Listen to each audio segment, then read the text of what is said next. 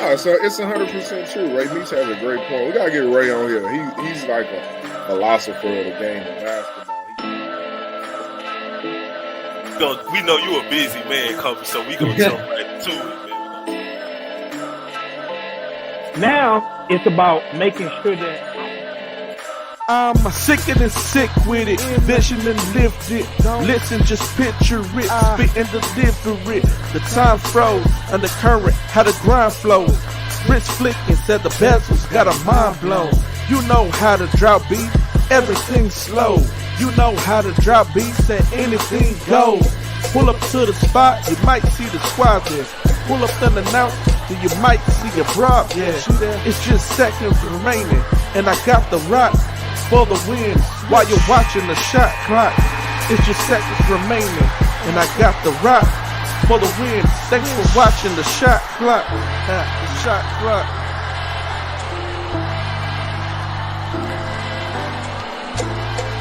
You catch the shot clock every Sunday from 7 p.m. to 9 p.m.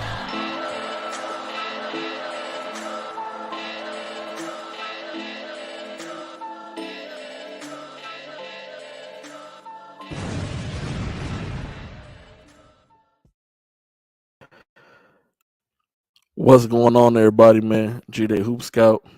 We got Coach Ant Willis as normal, you know, getting his munch on, man. His eat some. According to the young people, I'm supposed to say pause after that. But we ain't young, we grown on here. But you know, he over there maxing. I say that. You know, that's a word the young people don't even know what that is. You know, he over there maxing, man. This is the shot clock, man. We're excited. It was a really good opening week. It's so, you know.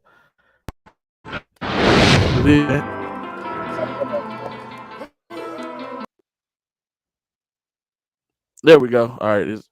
It's my computer jumped the gun on us, man. Coach, man, what's going on, man? How you feeling? Word, man. Man, you know, it's same Sunday for me, man. You know, had workout and everything and every stuff like that, but just feeling good, man. Normal, good weekend of basketball.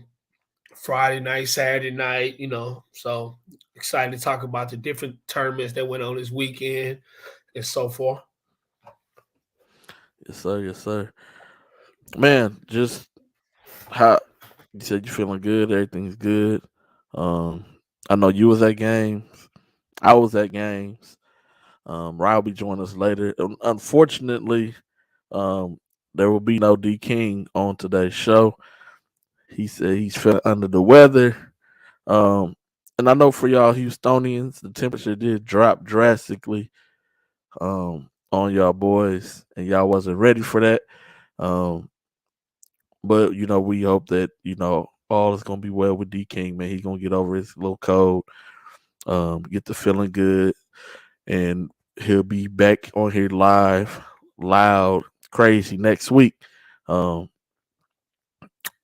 man, Coach Ant had those tamales going. He had people. We seen the picture posted. I meant to grab it. The Tamale Boys picture, man. I meant to grab the Tamale Boys picture and post it up here. But yeah, they had the tamales going on over there, man. Hey, make sure you still order your tamales. We are still doing it for Thanksgiving, doing orders. So if you're on IG or Twitter, you know, you can go to Tia Moans and you can, you know, find the link to the website to get the tamales going. How soon do they have to have those orders in? Preferably by Wednesday. It was actually supposed to be by tomorrow, but if you get them in by Wednesday, we'll still be able to get them made for you. Okay. So make sure that y'all get them tamales, man. If you can't find a Tia's Mom, hit up Coach Ant Willis on IG, on Twitter. Hit him up, man, and he can direct you exactly where you need to be. If y'all got family coming in town, you know, you need some extra food, hit them up. They get them tamales whipped up for you. Now, I don't know. Now, if you want a special kind of tamale, it may cost a little extra. Um, if you Definitely. want, like, I know that you baller playing on here right now, but his favorite kind of tamale is shrimp and spinach tamales. So if you want some, something like that, hey, just know that it's not gonna be the same as just the regular tamale. Um, but it's gonna be good though. Um, yeah, so make sure y'all definitely contact them. Thanksgiving is coming up quickly. Next, not this Thursday, but next Thursday will be Thanksgiving. So definitely make sure that y'all get those orders in. As far as me, great weekend. Like you said, excited. It was good to be back in the gym, strictly high school setting mode. Um, so that was good. It was good to be able to see kids, who came from summer ball, even the kids watching them during fall ball, um, go into the season. So that was really good. I was able to get a lot of good notes, a lot of good evaluations taken. We did not pub this last time, but be sure that y'all go check out um, the updated rankings on Ball So Hard, bshscouting.com. Make sure that y'all go check it out. We update the rankings. Also, we want to announce it. I'm gonna announce it here as well. What's going on, Miss Smith? That this will be the last time that you, as the public, will be able to view these rankings. When January hits, the rankings will be coming down off of player rankings. Will be coming down, and they will be private for college coaches' eyes only. So make sure y'all go do all y'all screenshotting, Exclusive. all that talking crazy. Everything will be strictly for college coaches only. With detailed evals on every single kid. Um, we'll have the works, but it'll just be for college eyes only. But just know that we will still be working, still be doing rankings. Now what we may do is we may just put out like a list and be like top guards and not number them. We're not going to order. We're not going to put them in any order. Not alphabetically, not numerically. We just want to say top guards, top forwards, top post, boom, and we're gonna leave it at that. Because we want y'all to focus and get better as players, and not just be focused on where you're ranked at. Because at the end of the day, you gotta make winning plays, and you gotta be a winner, and you gotta be consistent in this game of basketball if you want to have any type of longevity, that is in a college career of basketball, or possibly playing, overseas, or maybe the NBA if you're fortunate enough to make it there.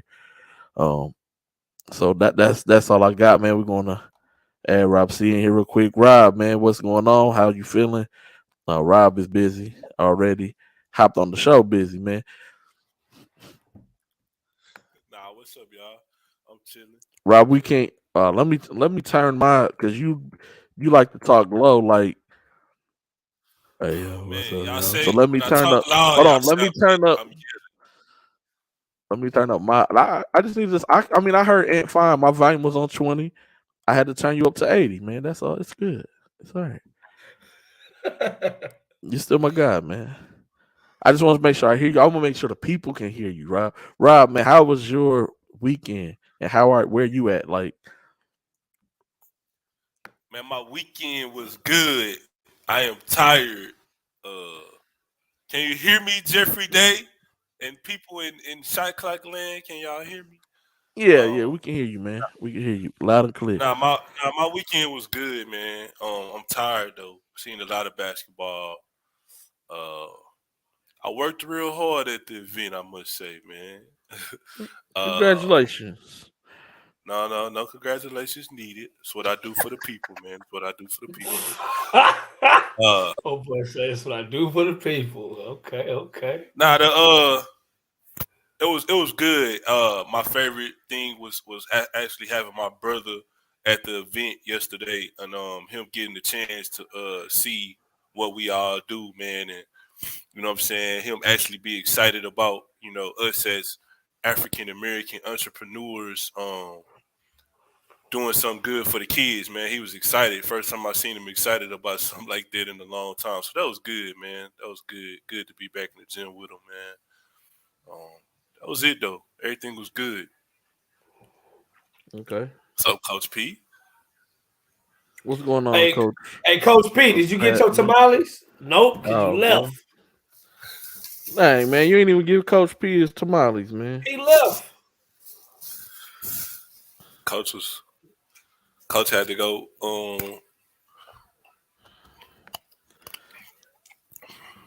They had a tough game at 9 a.m. that morning. Yeah, they played Good Vision, right? Yeah. Yeah. But they played a game the night before. Yeah, they played against St. John's. And it went overtime. Yep. Overtime got the W. So I mean, you got to wake up the next morning and play right. That's tough. That's tough. Hey, man, Coach V said he got his tamale. Oh, that's what's up, man. That's what's up. But yeah, we got a segment coming up here. After the segment, we're gonna dive right into it. We're gonna do some recaps of players who stood out, games that went on at both season opener and the tip off. Then we're gonna talk about top games on deck for Monday and Tuesday, and then we're gonna dive into McDonald's Invitational Tournament, and then we're gonna hit y'all with the top 10, and we're gonna be out.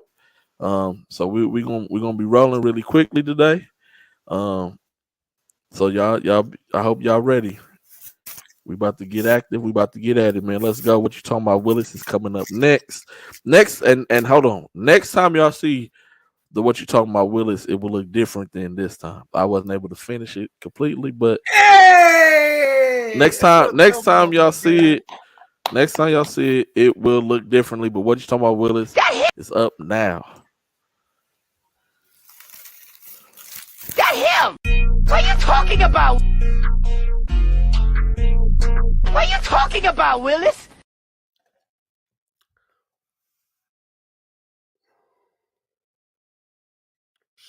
Green when black.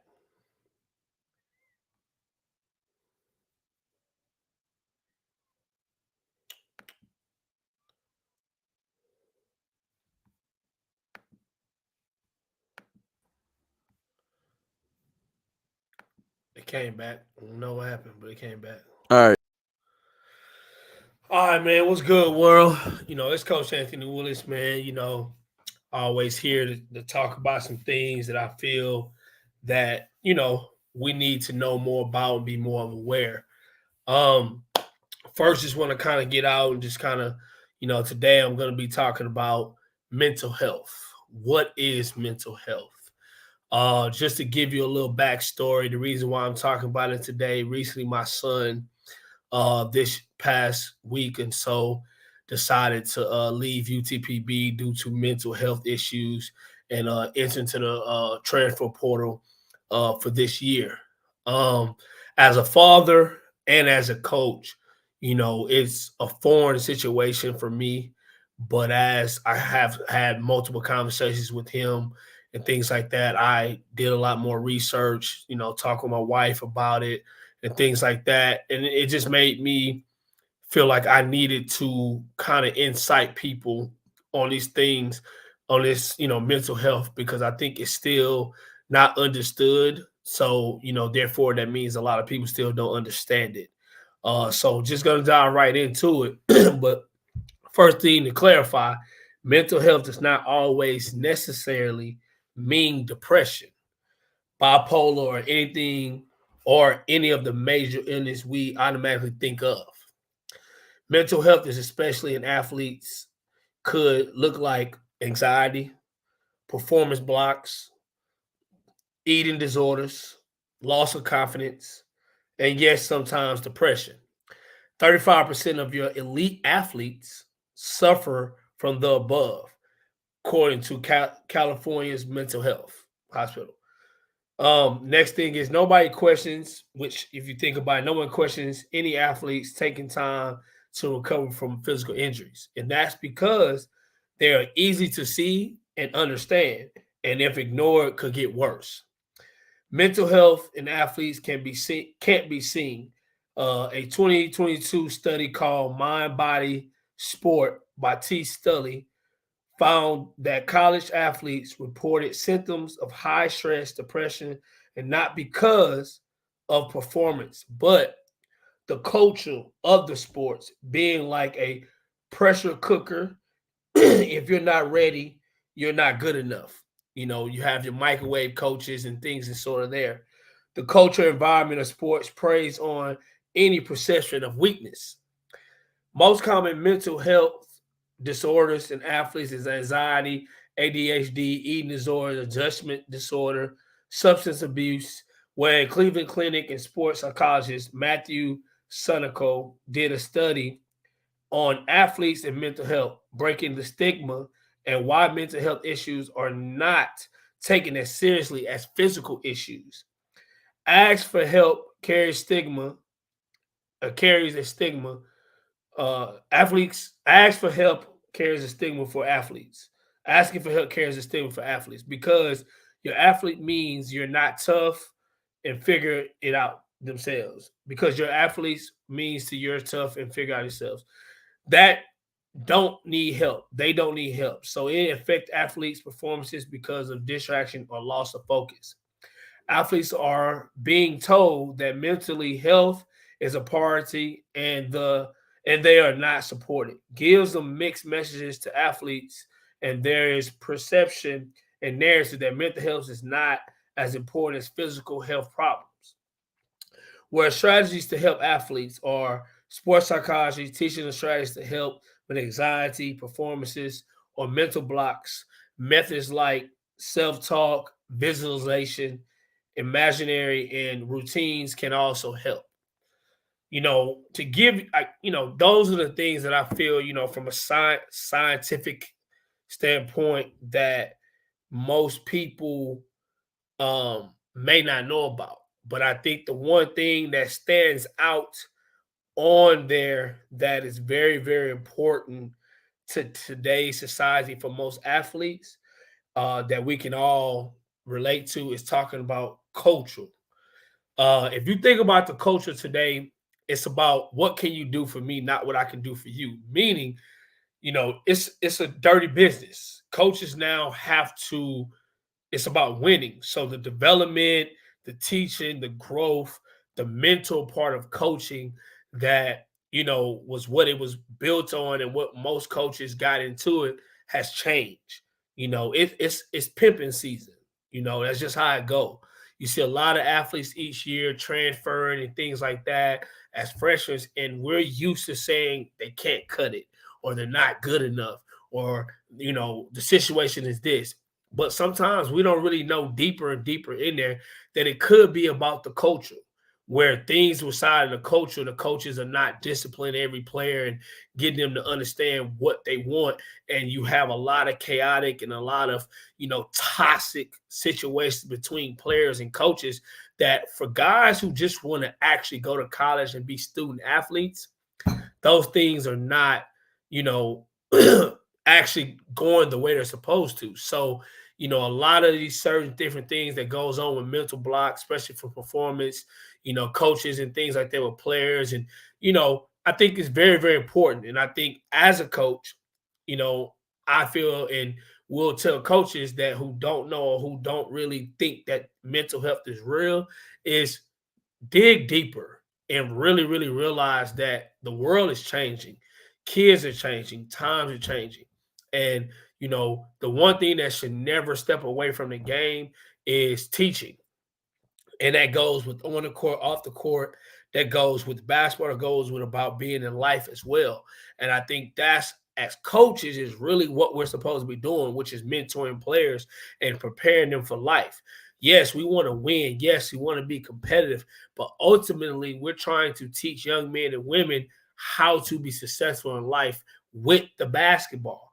So when you're not doing that, then these type of things happen more than we really think. But kids and, in today's feel like if they speak on it, then they're weak, they're soft. And, the word soft is very, very used a lot. And I think a lot of kids are being punished with that word. instead of realizing it may not have to do anything with them being soft. They actually may be really tough, but it could be different things that we have to get better with, which I say get better with communication, talking, understanding. That should always be a part of it. So I just encourage everybody to understand mental health is real and in every forms of way, not just in sports, just in life, relationships, marriages at work. I think all those things are very, very important and that they need, we just need to understand that, from that standpoint. So, but that's really all I got.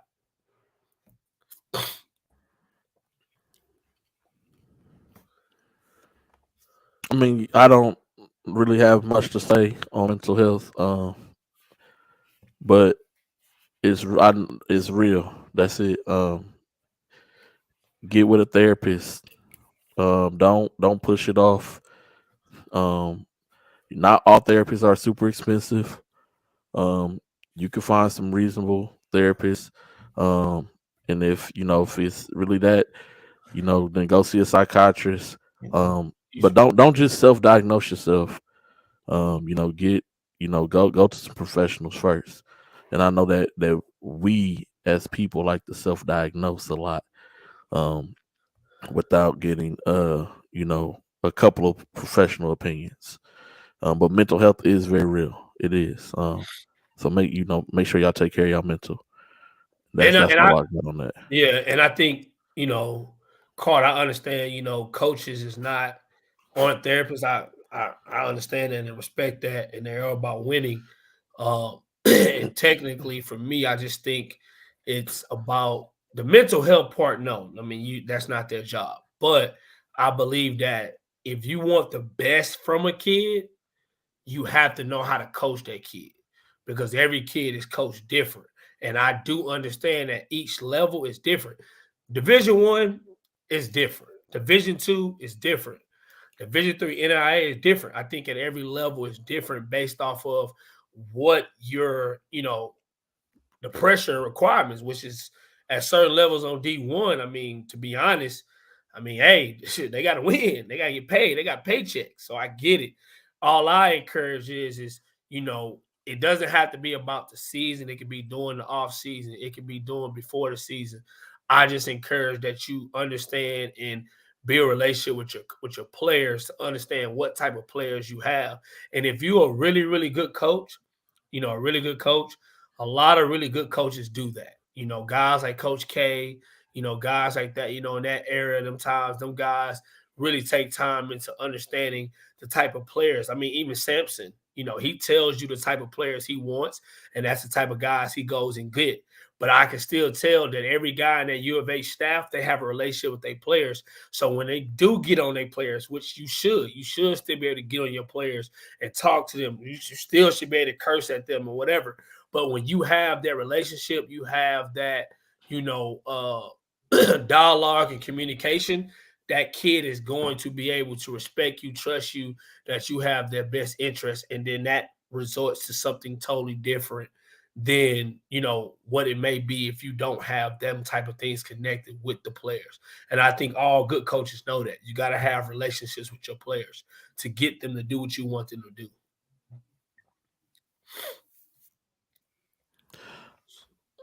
Rob, you got anything? I think he froze. Oh.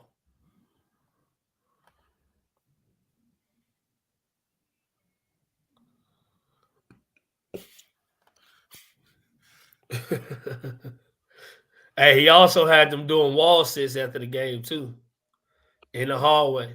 Last year, he made them run sprints after the game too, after losing. I don't think Rob has anything, or do you? Rob. I mean, I can speak on this topic real quick. Like I dealt with this a lot. When my mother passed away, and even in 2020, during the COVID year, um, I spoke about this last year. I did go seek out some help. G Day suggested that I go talk to somebody. It helped. You know, it helped. There was a lot of unresolved issues that I had from childhood and stuff that I kind of just suppressed all these years. You know, thinking that I was supposed to be hard and tough and not show my emotion, tell nobody, my problems or whatever. So it's real. You know what I'm saying? And it was hard. It's still hard. But I take it one day at a time, and I pray a lot, ask God to guide me, and lead the way. I try not to lean on my own understanding, but I'm just saying that to say, like, all kids, students, go talk to somebody, talk to your counselor, talk to your man, your friend, man, get it out, man. You don't have to walk around being tough and hard all the time, man. Don't let nobody else put labels on you that make you feel like you have to introvert yourself within. Like, you can't expound on how you feel, man. Get your feelings out, man. It helps. It's therapeutic, man. I call Jeff phone all the time and just start lashing out, and he just be sitting there listening until I finish. Then he say what he got to say. But it helps, though. It helps. So that's my 2 cents on that.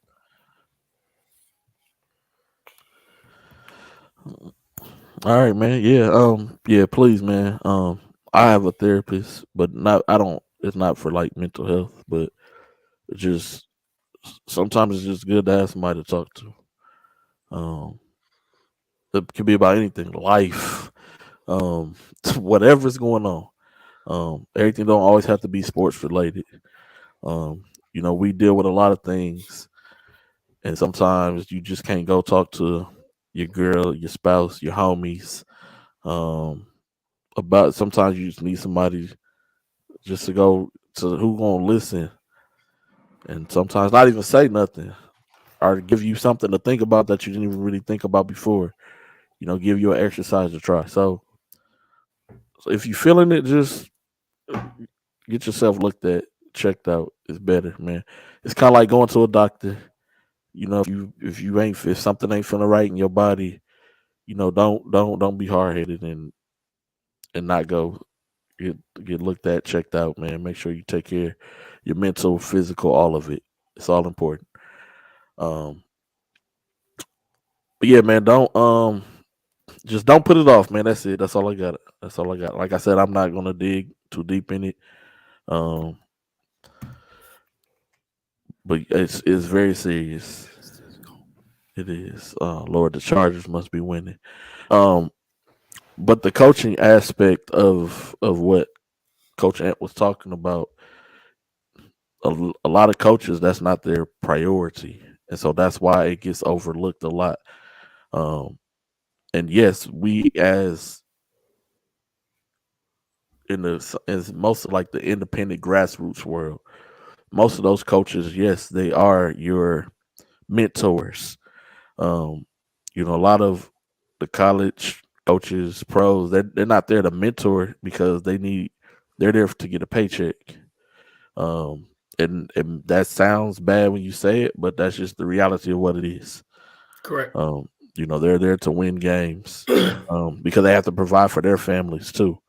So if they're not winning and they lose their jobs and their significant other is, you know, expects a certain type of living that has been provided for years and years, and all of a sudden, you're not doing that and you can't seem to land no jobs. And so now that coach can be dealing with something mental too. Um, but if he's never been through it, he can't recognize it. He would never see it in a kid. And we kind of had that conversation along with the struggles and um, adversities. Like if you've never been through, you can't you won't recognize it in somebody else. Nope. um, but that's life, man. Life comes with lessons. Lessons. A lot of lessons are tough lessons, but it'll build you up, make you stronger, make you better. But take care of yourself, both physically and mentally, and spiritually. Definitely that one. But that's all we got on that, man. Season opener, Houston tip off took place this weekend. Um, man, recap Friday night, man. We're gonna get it kicked off. You had Katie Jordan versus Westfield. I'm not gonna lie, um, was not expecting the game Whew. to come out the way that it came out. Man, Coach Ant even had Coach Goffney is my guy, man. Um, and he didn't even want to speak to me at first, man. Cause last week Coach Ant was on his phone. They're gonna get blown. They're gonna get blown. Yeah. Now I will say, Coach Goffey actually also snuck one on me, and I had talked to Doug about it, and Doug said that in none of the preseason uh, showcases like Sloan event, the gas, so even the tip what was a scrimmage that Sloan did, uh they didn't have their um full team playing. To where when I watched the game on Friday, there were at least like two or three guards that I didn't even see play in the scrimmage. And one was the leading scorer. He was the leading scorer on the team. And I did not see him in the scrimmage at all. You know what I'm saying? And so sorry, Coach Godfrey. I didn't know. I didn't know you had some in the stable. You weren't showing your cards. You was playing poker What's crazy is Coach Goffney does that almost every every year. year. I heard. That's what I heard. Yeah. Every year, like fall ball stuff, they don't really look impressive. They don't look the best. But when the season rolls around, they get to it and they take care of business, man. So yeah, that was a really good game. Yeah, Broomfield was tough that game. It was hard for them to keep him from getting to the basket. Um, tough and scrappy. He had Jeremiah coming off the bench. I think a lot of people were shocked at that as well. But coaching also goes into the aspect. Not it's not just about just the players alone. But the way that the game will be coached. So salute to the Mustangs of Westfield. They put everybody on notice that hey man, even though we lost major piece, we still gonna be pretty competitive team. So shout out to them. Yeah, Katie he got Jordan a was able to bounce back the day after on Saturday with a really big win against Randall High School. Um, so so Coach Jones, everything's gonna be okay, man. Even he was like, man, he said I want to jump on the show and be like, hey, Ant, stop saying that. Man, don't say that, man. My guys ain't ready. They ain't been here yet. And so, we seen like that the whole depth perception with the shooting and then switching from, where it looks like the rim is really far away. Now you got a wall behind you where the rim looks a little closer. You have to adjust. And sometimes by the time those kids make those adjustments, it's just the physical part. They're done for. They're drained. They're tired. But go Katie ahead, Jordan's Rob. still one of my favorites. They're still one of my favorites. So still gonna rock with them.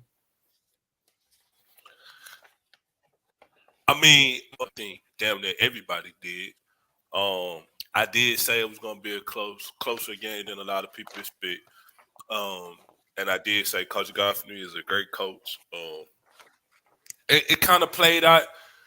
Um, Everything kind of played out like I said, except for the fact that Katie Jordan lost. I ain't gonna say they looked overwhelmed, but they looked like it was their first time on the big stage.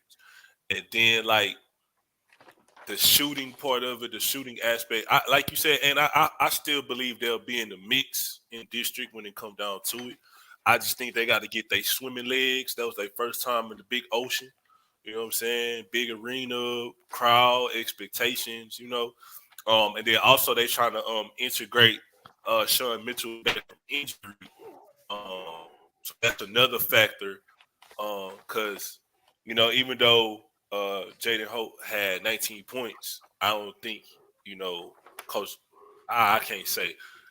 I don't know if they want him shooting. If they need him shooting 18 shots a game, and it's the first game. Everybody get integrated. That's his first varsity game with them.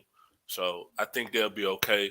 Westfield got three good guards: Dick Smith, uh, Debrion Broomfield, and Mhm. Jutuan Clofer, who actually led the team in scoring with 18. Yeah. That was a good three headed monster. Dick Smith really opened my eyes. He can get downhill in the paint and cause havoc. Jeremiah Cooper had 13. So yeah, Coach Godfrey and them look good though, man. That was a good first game. Good 4 o'clock game. It was a really good game. Really good game. Um, and by the way, I went 0 for 4 on Friday, Me, man. I me did. too. I ain't gonna Me too. lie. I went 0 for Me 4 too. on my picks. The second game. The second game was Fort Bend Clements versus Manville. Man, what y'all see in that game? Um, for me, I'll be honest. I like what I seen in Manville. They looked it really seasoned. I feel like they knew who the ball was going to. They knew who their scores were. Um, and I felt like they played at a level that I felt like um, that Clemens wasn't ready for. You know, they were hitting threes. They was getting to their spots. They was hitting shots. You know, really created a lot of mismatches where Clemens had to try to run some 2-3. A little bit. With the big man in the middle. They tried to play a little bit without him in the game.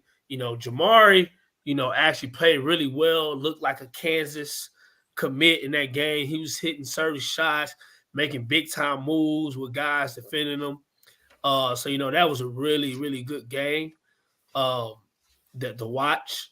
But I also think the biggest thing is like, and I'm okay with saying this, like Divine was hooping. Like he was hooping.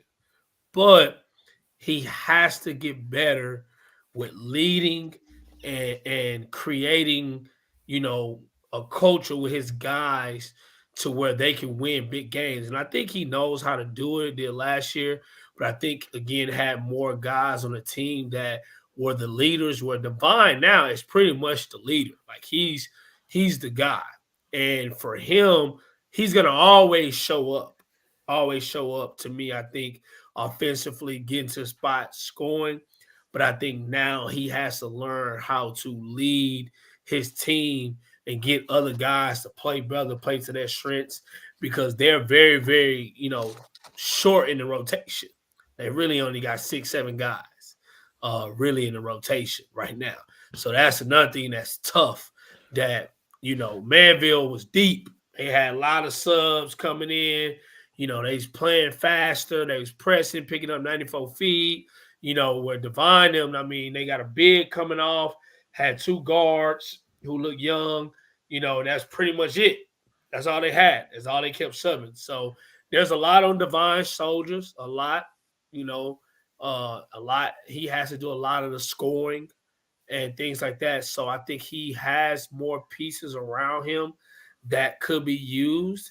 So he has to realize how to get those guys involved in the game. And I think he'll be fine. I think they'll still be very good. I think they'll still be a good contender team in the playoffs. But he has to get those other guys to contribute because watching the game, he just had to do too much. He had to do too much on the game. Yeah, but Clemens shots wasn't falling from the perimeter. They shot 3 for 21 as a team. That's not good. They only made 3 3-pointers. And I do believe they was all in the second half of the game. It was. Not in the first half. They didn't even make a 3-point attempt. Where Manville came out pretty hot, No, and that's they made one. Aziz okay. Elijah made one in the first half. Okay, and then what Manville shoot in the first half? Manville shot Like 9 for 18. 17. 9 for Oh 17 yeah, from 12 for yes, 24 from the field. Yeah, so like that 9 for 17 from 3, that's above 50%. Correct. So that's 52. like they Yep. you come out shooting pretty hot like that. You kind of open things up. Yep. Even in the second half for Manville, they shot terrible, but they actually shot better. They got more free throws up But yeah, in the they was able second to half get because they to was the already line. up. Yep. You was Correct. already up. As you know, Clemens is trying to dig back. They got to foul you. Yep. And then you get to the line, and of course, they're going to put the ball in Jamari's hands to go to the free Correct. throw line. He went 9 for 11.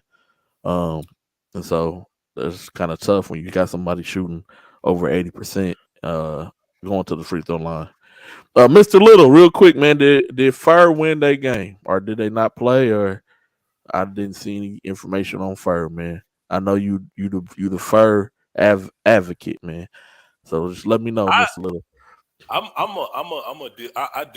a disagree with what Ed said a little bit. I love this kid. I think he one of the more talented kids, regardless of class. I didn't think Devon played well at all. I didn't. I think he settled too much for perimeter jumpers. Um, I don't think that he was. I don't think he was engaged defensively. I think that he let his offensive game bother him on the defensive end. I've seen him play better defense. Um, and Bryce Matthews got to be better with his ball handling. You can't have 7 assists and 7 turnovers. You just can't. Like that's not good. Um, but Devon shot 1 for 8 from the 3-point line, and he hit one late in the fourth quarter. Like you can't shoot 7 for 20 in a big game. You just can't. Like I get it, but your shot not falling. First 2 or 3, put your head down, get to the rim, man, or get the 7-footer involved. You have a 7-footer that they do not give the ball to at all. Like everything he gets is off rebounds, whatever. Like throw him the ball one time, see what he can do. Like, We even seen him get a steal and push it in transition to go get a dunk, man. No. But I but didn't it say he goes. had a good game. I didn't say he had a good game. I said he's a good player. I didn't say he had a good game because I agree with what you just said. I think the biggest thing is Devon. When I say he had to do a lot, he had 19 points, 10 rebounds. Bryce had 11 rebounds. So they were the two leading rebounders on the floor. So when I'm saying he had to do everything, he went 4 for 7 for the free throw line. So I mean, I think he played to his ability, but he didn't come out the game really. So again, there's things that he has to get better with getting other guys the ball, feeding the post, setting that guy up in the pick and roll, hitting him off the roll instead of taking deep threes. So you're correct. He did not look interested in defense. Did not. And I think he could be a really, really, really, really good defender. Like really, really good defender. I agree with you, Chad. He's correct. If Yep. your bigs ain't getting no touches, they're gonna stop blocking. They're gonna stop setting screens. They're not gonna want to rebound. You gotta get everybody involved in the game, man.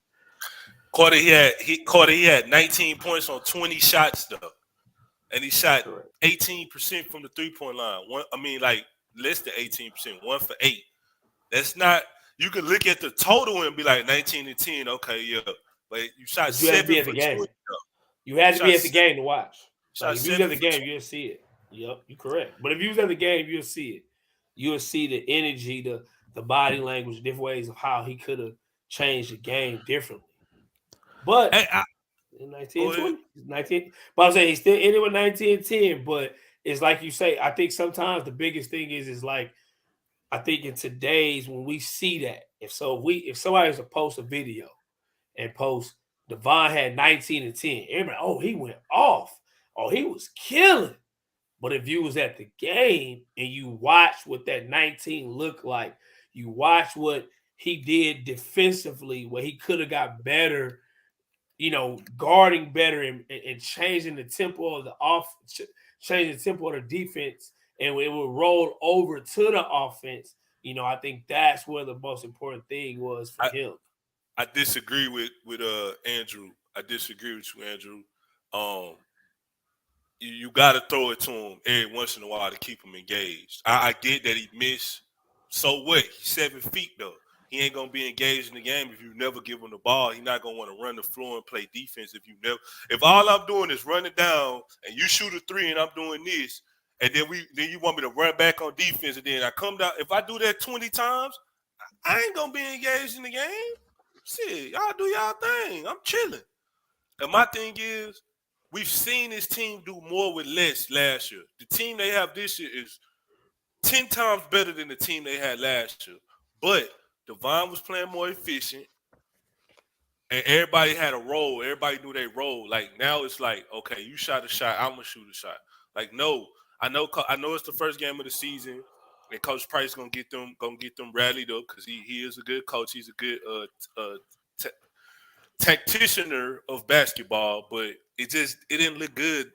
I mean, it didn't even look good in fall ball to me. Like I seen him at the Super 16 against St. Francis, and I was like, you know. But I think Clemens will be there in the end.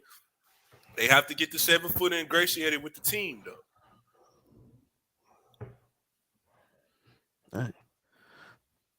No, I'm with you. They guarded each other a little bit, but not like the whole entire game. No, because a lot of zones were run. A lot of zones were ran at first, which is why they was knocking down the threes, and then when they tried to switch to man, they was kind of killing them on the backdoor cuts. But it wasn't the game that I thought it was going to be.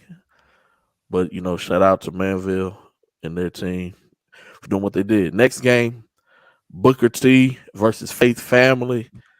Booker T had it jumping, had the crowd going nuts.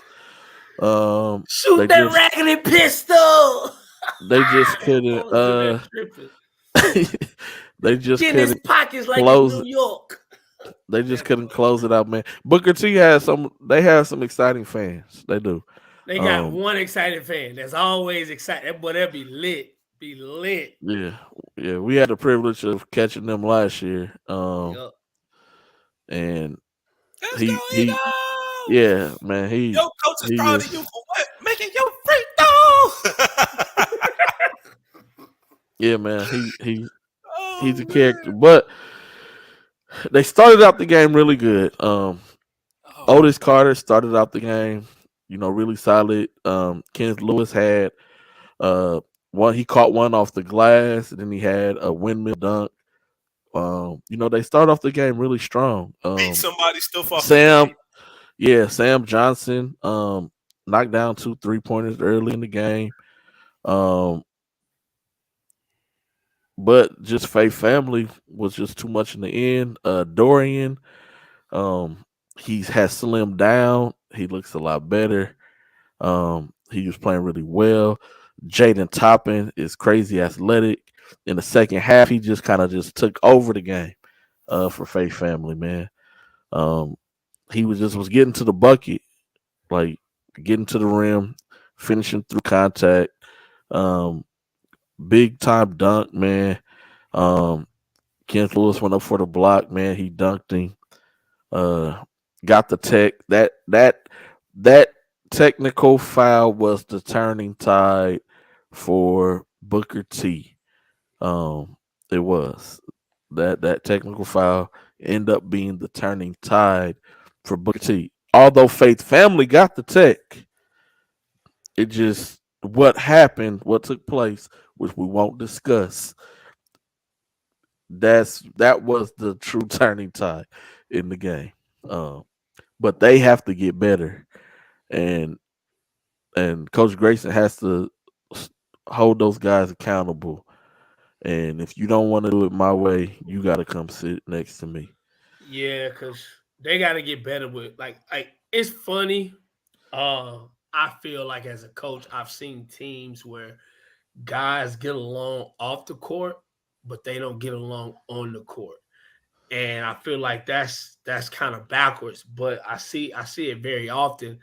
And I seen Booker T go from the first half where they were clicking, like you seen guys, playing well, playing with energy, And I just think in the second half, it got kind of selfish and lazy. Guys were looking each other off. Guys were trying to be the hero, things like that. You can see in the body language. Guys were no longer locked in. I just feel like Faith Family played a very consistent game overall, and they just kept playing at a high level. And, those guys, at Booker T, to me, I still think it's the better team. I think they're the more talented team. To me, that's just how I feel from the watch of the game. I feel like they are really good this year. I just think they have to figure out how to bring it together and not play as individuals and play as a team and not worry about who is the leading scorer, because I think at any given night, it can be Kenneth Lewis, it can be Otis, it can be Chris McDermott. Those guys to me are the three scorers, that could be the leading scorers, and everybody else kind of pitch in. I think that's very important what I've seen, and they need that leadership and that, structure, but that starts with the coach, So, but it was a good game. Really good. Go ahead, Rob. What I said about 6 episodes ago about Booker T. You gave a great soliloquy, man. I don't want to keep on saying, I be right about a lot of this stuff. I kind of be right about a lot of this stuff, though. You've seen a microcosm, right? And I love that team. I really do. I think they have the potential to bring back a UIL state championship, right? You have every ingredient you need to win. You have Davion Smith with 7 steals on the perimeter. That kid is a defensive nightmare. You cannot dribble in front of him. If we being honest, just purely 100% unbiased, Davion Smith is the quiet leader of the team. Day goes out, do his job. He don't complain. He don't get mad when mistakes happen. He understands what he can and cannot do on the basketball court. He's the only one that has sometimes, because I don't want to say they all the time, that sometimes has a team first mentality. And I say that because you can see it in the play. The microcosm of what we saw was the best possible Booker T team we could see in the first half and the worst Booker T team we could see in the second half. And when the tide started turning, everybody started, well, I'm going to put the cape on and do it myself. No. How about we do what's been working? How about we continue to do that? Right? Because I really want to see this. This is no disrespect to Silsby. No disrespect to Coach Thomas at Faith Family. He has a great program. He got his 300 win. Congratulations to him. Dorian O is From a low Chicago, down baby. low. I correct you, G-Day. That was Peyton Gusters that got the dunk on Kenny Lewis.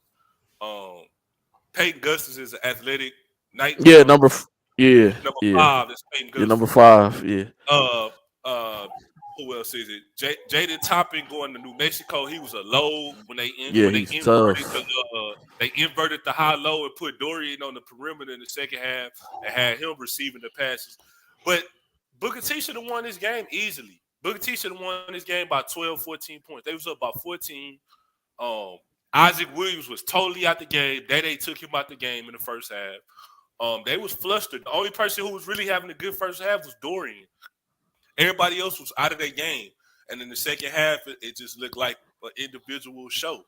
So once again, Coach Grayson and Booker T, I want y'all to go back to the board of teamwork, man. Y'all can be a great team. Everybody don't got to take it upon themselves to make it about them. Like, it has to be a part of the collective. Somebody got to step up, be it Kenneth Lewis, who just committed to Preview, Chris McDermott, Otis, Sam Johnson. Somebody got to step up, or you're not going to get to where you want to go to.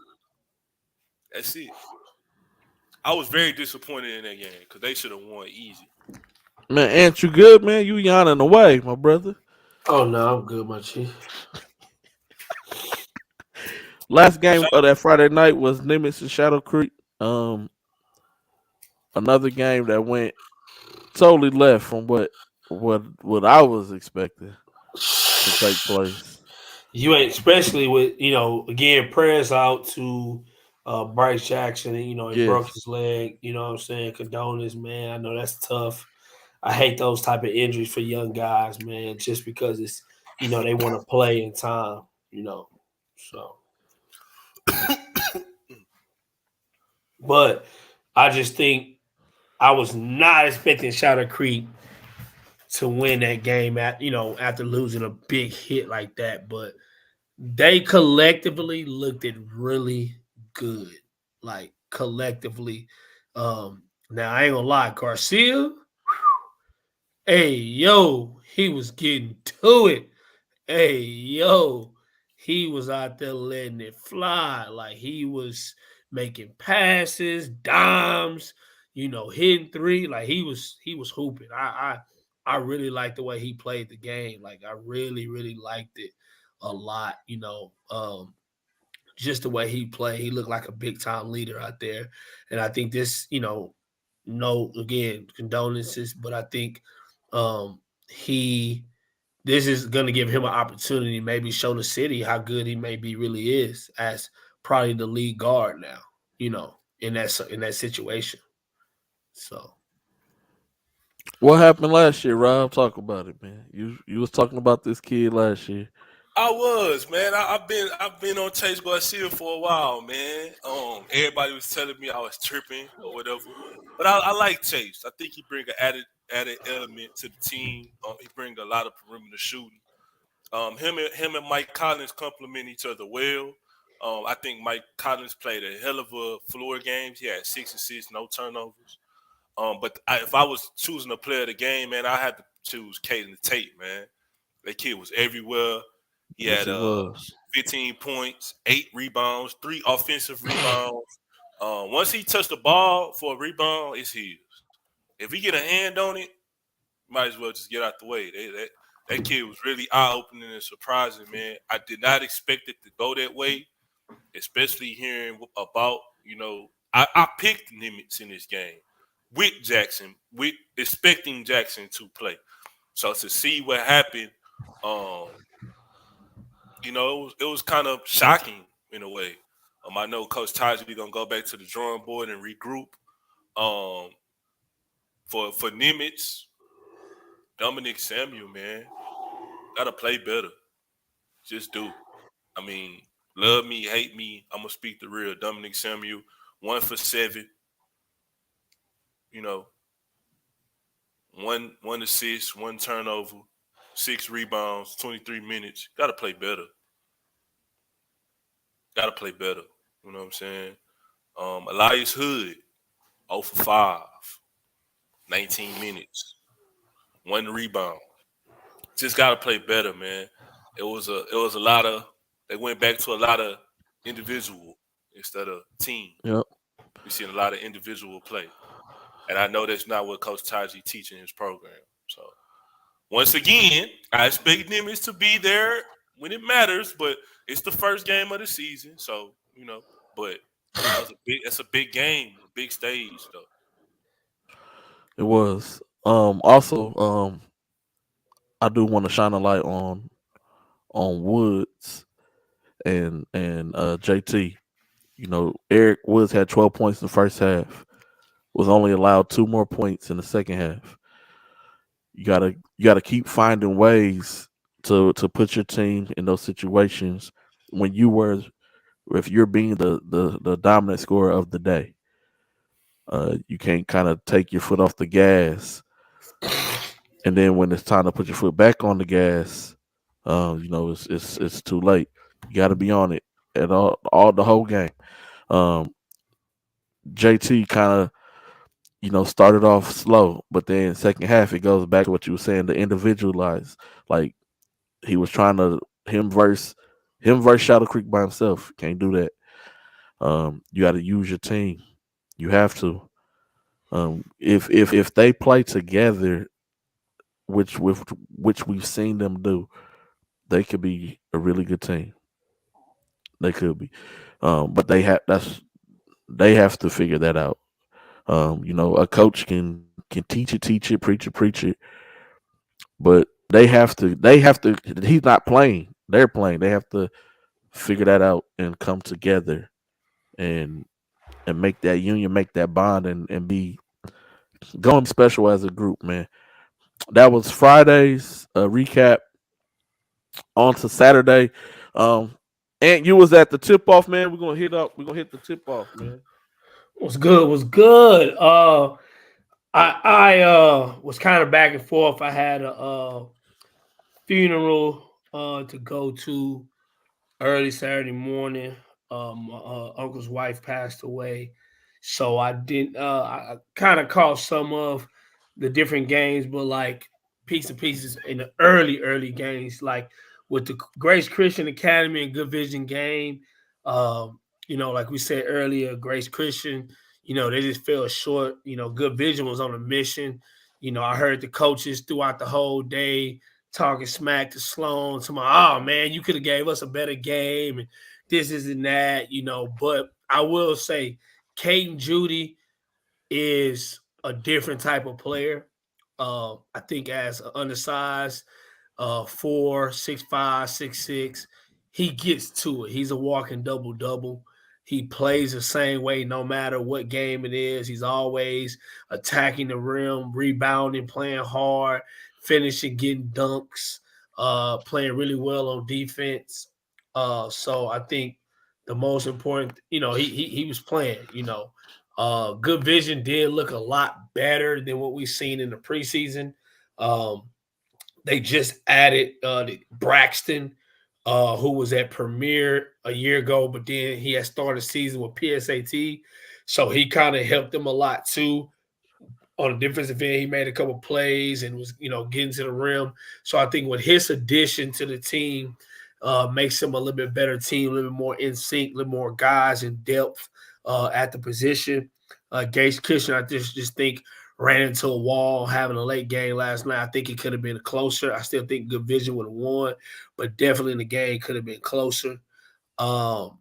Didn't get a chance to really watch a lot of the Woodlands and versus Pasadena Memorial because I was at the funeral at that time. But I did hear that Robert Miller had a really, really good game.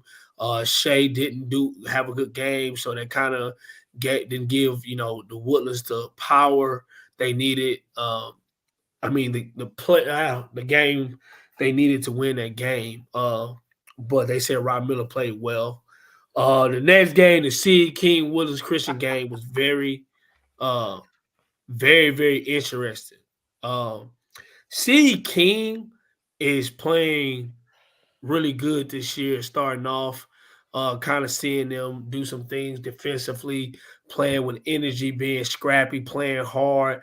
They got Logan in the middle, just, playing above the rim, getting blocks, running the floor, just being this big, playing on task. He played good this weekend, got a couple dunks.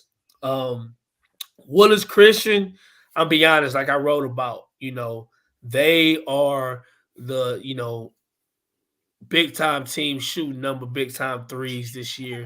Dang, man, what's so funny, man? Golly, No, man. Dang. Y'all over there keep going, texting back and man. forth? Keep going, No, man.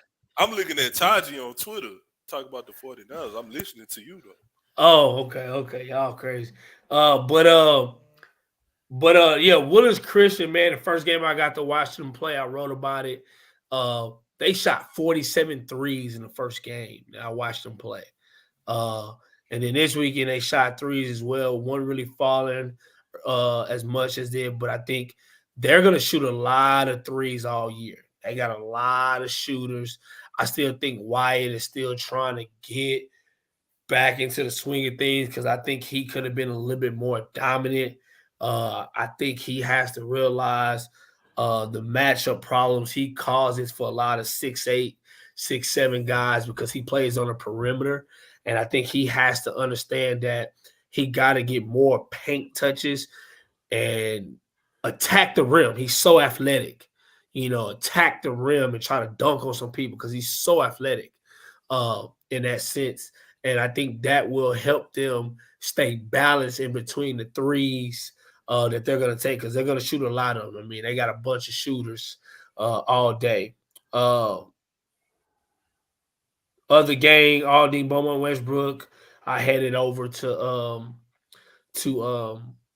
the Season Campbell opener. Center. Yeah. Yeah, season opener. But Beaumont Westbrook blew them out. You know, they said it wasn't even in a contest at all. Like, not at all. So just complete, just they took over, which Beaumont Westbrook is pretty much gonna be a top team in the playoffs, you know, period. The Concordia High School game was very interesting.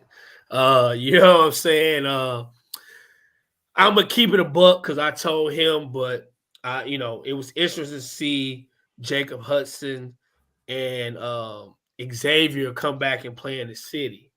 Uh, you know, I feel like, and just being honest, my opinion, I feel both should have stayed in their situations that they were in. I think would have been better off for them. I think it would have helped them more if they would have stayed in the situations they were in. High school did get the win, but I think for those two guys, if they would have stayed in their situations where their teams are at, would have been better for them. It was a really good game. Matt Ryan and can't think of the other big man. I've got the score showing now. They dominated the paint. You know, those two guys, post player, light skinned kid, kind of You got mean burnt. Matt Reed? Matt Reed. Why I said Matt Ryan? My bad. I'm thinking about. Oh, I'm tripping. Matt Reed, and then the other kid, I can't think his name right now, but both of them played for BMM during the AAU season. But they're both really nice size post players who can score in the paint. They get to it. The guard played decent at high school. I just think for Concordia, they just need to play a little bit faster. I think they need to play a little bit harder defensively. I think they got all the pieces. They got guards, they got size, they got Shooter and Howie, and Grant Saxton. I just think they got to play harder and play faster.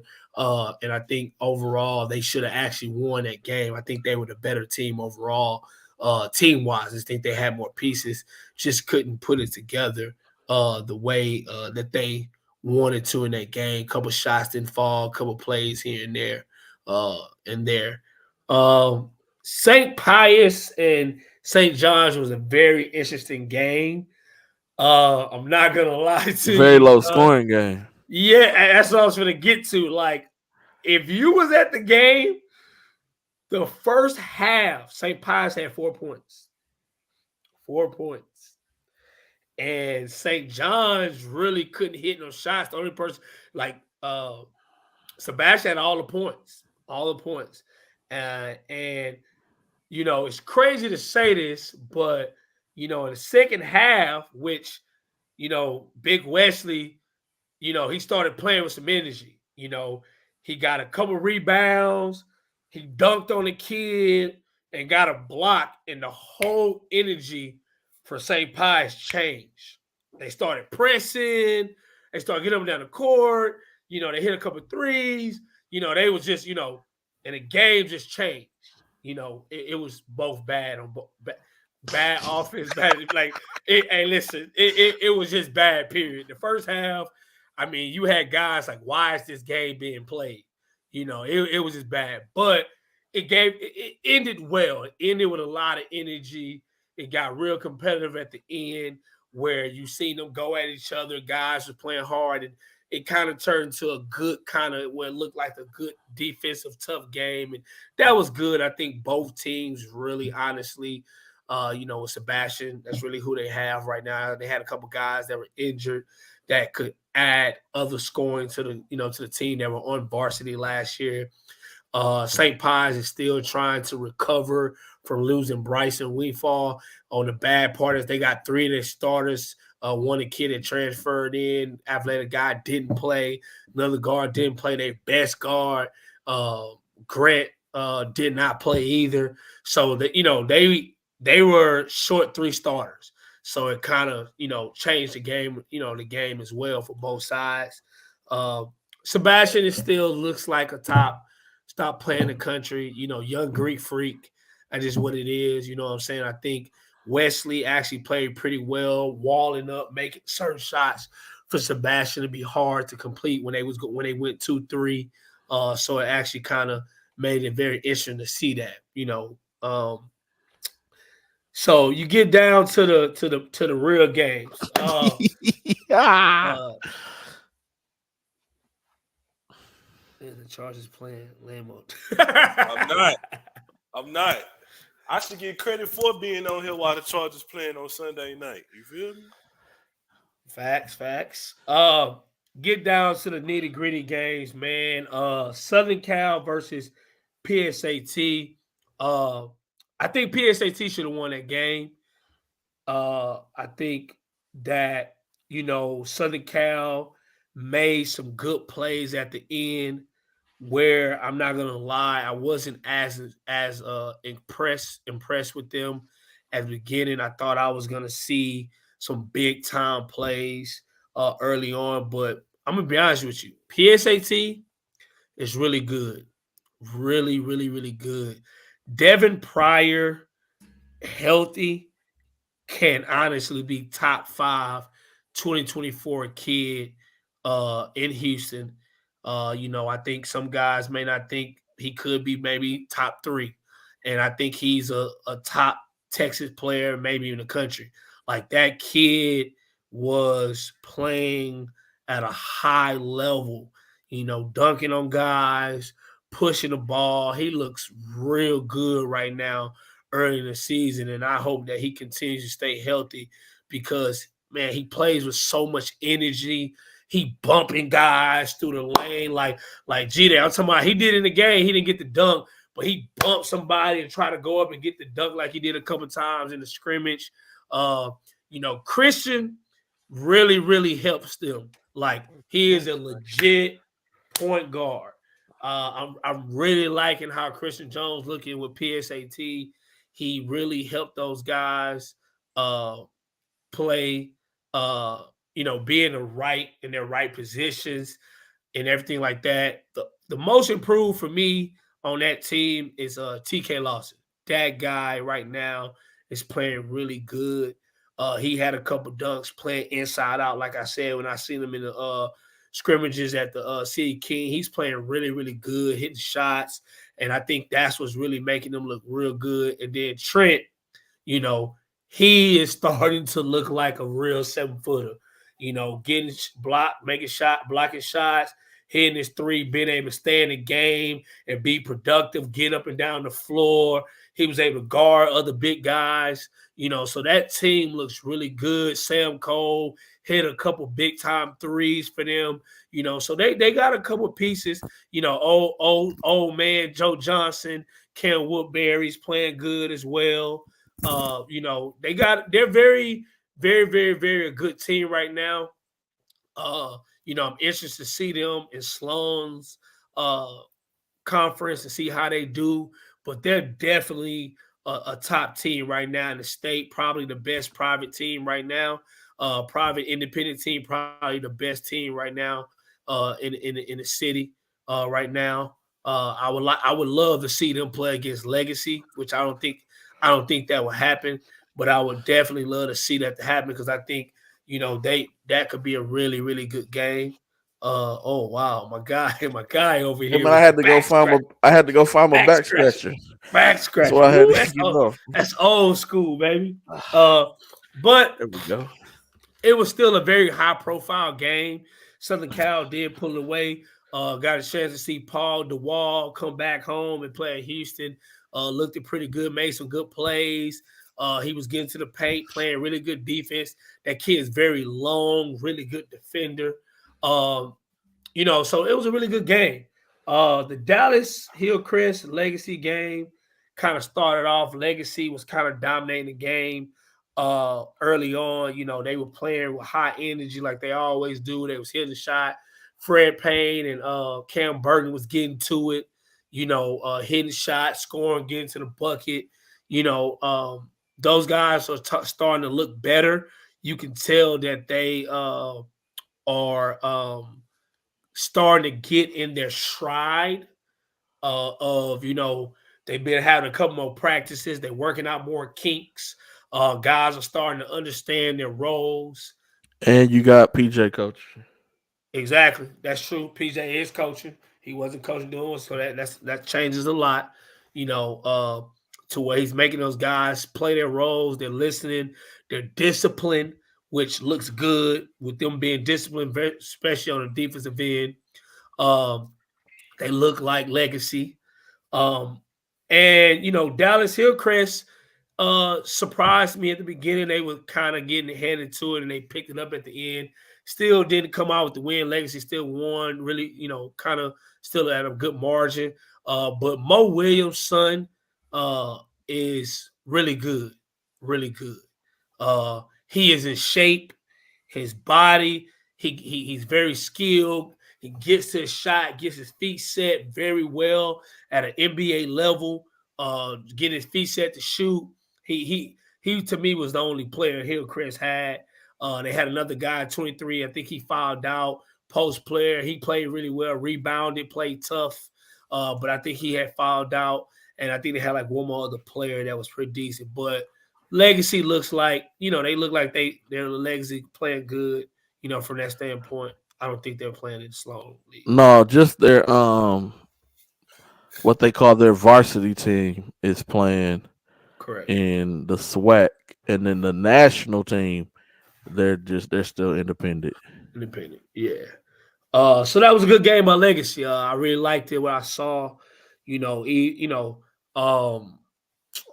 mind go blank. Yeah. Oh, starting point guard. My mind go blank. Mason Howell. Yeah, my bad. Mason Howell played very well. Being a point guard, getting guys the touches they need and getting to the playing defense. I really like the way he's playing as well, playing solid in that point guard role. The big time game, AZ Compass versus Seven Lakes. I'm gonna keep it a band with y'all, and I'm gonna keep it honest with all these kids. That's what Division I basketball looks like. Like those guys look like a college team already. That no wonder they're the number 2 team in the country. The guys, their bodies, how they're built, how they run the floor, how they play. It was high level, like very, very high level. When you say you got 7, 8 guys going D1, like that's what it really looks like. Those guys just look different.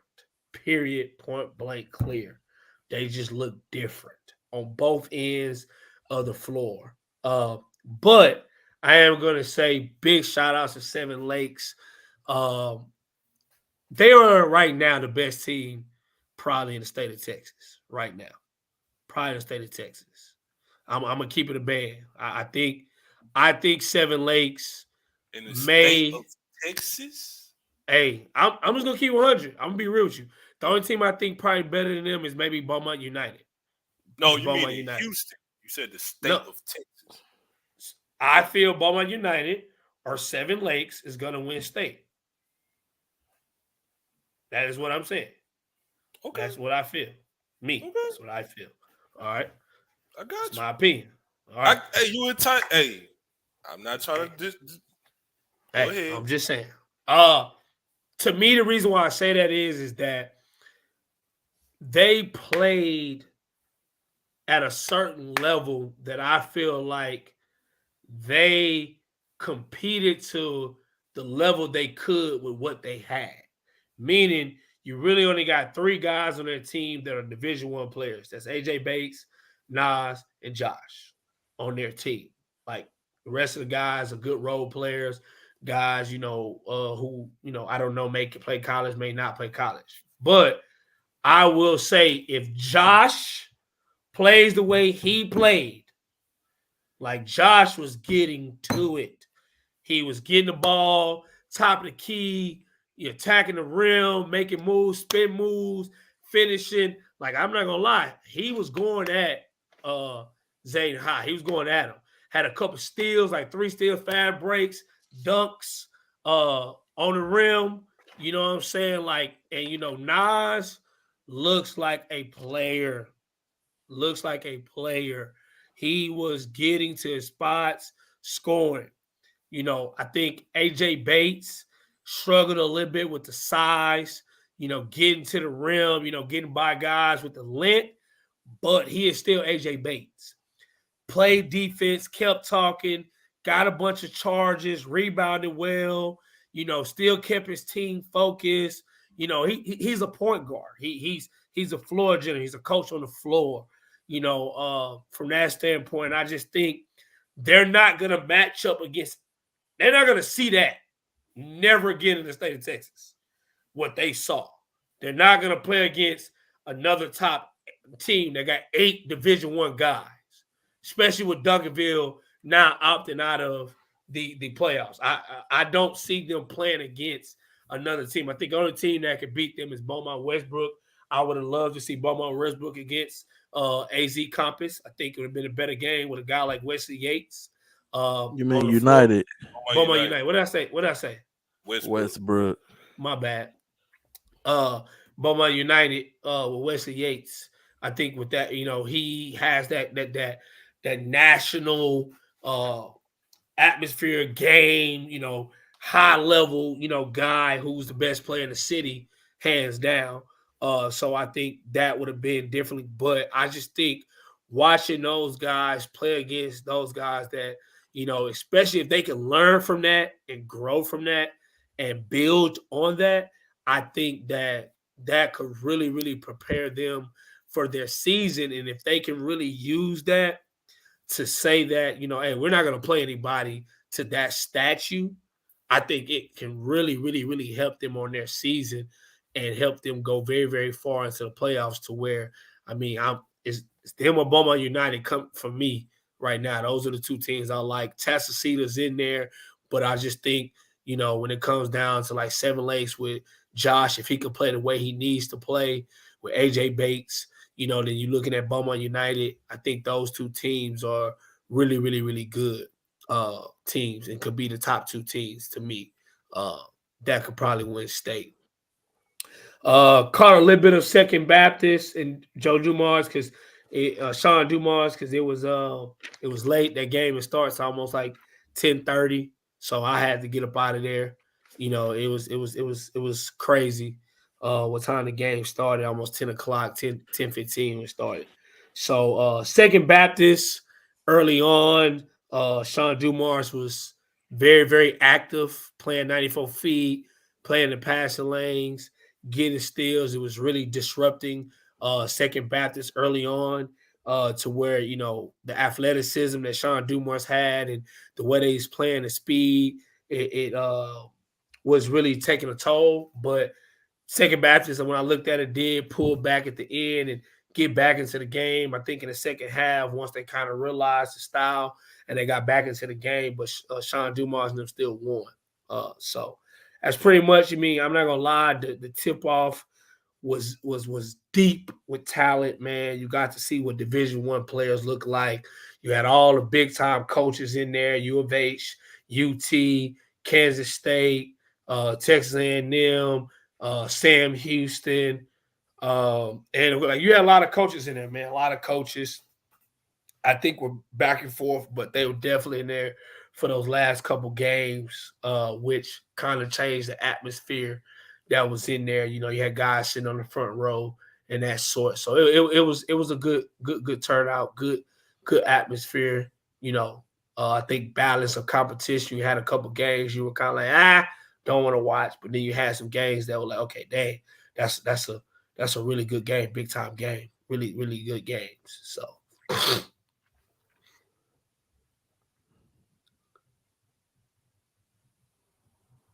Okay. All right. That was the tip-off recap. Coach Ant Willis. We was at the season opener on Saturday. First game was Second Thomas versus Eisenhower. Just gotta say, Jamar Franklin, Michael Oakes. That's it for me. When they took Oaks out the game, Eisenhower was able to make a nice little run, no real interior presence. And Eisenhower, walked that thing down on them. And they also played the night before as well. So they had an early 9:00 game. So, they did a back-to-back game, but still ended up making the game very competitive. St. Thomas was able to walk away with the victory. You got anything from that game, Rob? Um, Davion Curry. That was my first time getting to see him. Oh yeah, he did hoop too. 6'3", big body kind of guard, downhill guard, big shoulders, uh, bully, dominant bully. When Michael Oakes went out the game, he kind of was getting with his way in the paint. Why is my back? So he stood out in the loss. St. Thomas, we was talking about it amongst ourselves. St. Thomas got a chance to win state, man. When they get Henderson and Valentine back, that's they looking real formidable right now, man. They got three of the most improved players in the city of Houston to me, in Beston, Franklin, and Oaks. So they looking good. So Definitely looking good. Next game was Episcopal versus Elkins. At first we wasn't sure if Justin Begg was going to play, but he ended up playing the game anyway. Deshaun Brody's out with the injury. Again to start off the season this year. Justin Begg just didn't have nobody else on the team. Really, he finished the game with 22 points, 4 rebounds, 2 blocks, 2 assists, 2 steals. He also had 4 turnovers. He shot 7 for 26 from the floor. And the second highest scorer on the team only had 4 points. He just didn't really have any help in this game. Elkins was able to pull away with this one and win this game 84-38. Jacoby Osborne looked really good in this game.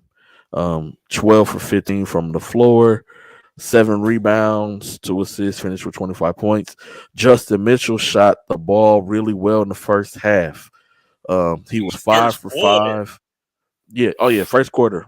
Yeah. 5 for 5 from 3. 5 for 5 from 3-point in the first quarter. He ended up finishing the game with only 17 points. But he was hitting to start the game off for them. Todd Woods looked good at the helm, running the ship.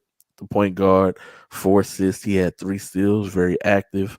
Like I said though, just Episcopal didn't have the pieces. Without Deshaun Brody there to be alongside with Begg, it was a long night, man. Or long day, I should say, because it was that time for them. Anything else on this game, Rob? man, Jacoby Osborne gave me everything I was looking for coming in. I had wrote about him in the preview, and he showed everything that I wrote about. He you know, if he hitting that perimeter shot like he was doing in this game, it's gonna be hard to defend him, man. I think he showed good leadership on both sides of the ball. They was patient. Justin Mitchell came out hot. And I think Chris Barnett is a player that a lot of people disregard on this team, but I think he almost had a double-double, if I'm not mistaken. Yeah. No, he was very active on the glass. Yeah, Finished with 9 rebounds. He had 6 points. yeah. He So doesn't he do a lot as far as scoring, but he does all the junkyard dog stuff that so you that need you need done, to win man. the playoffs. So that was Yeah. that was a good game.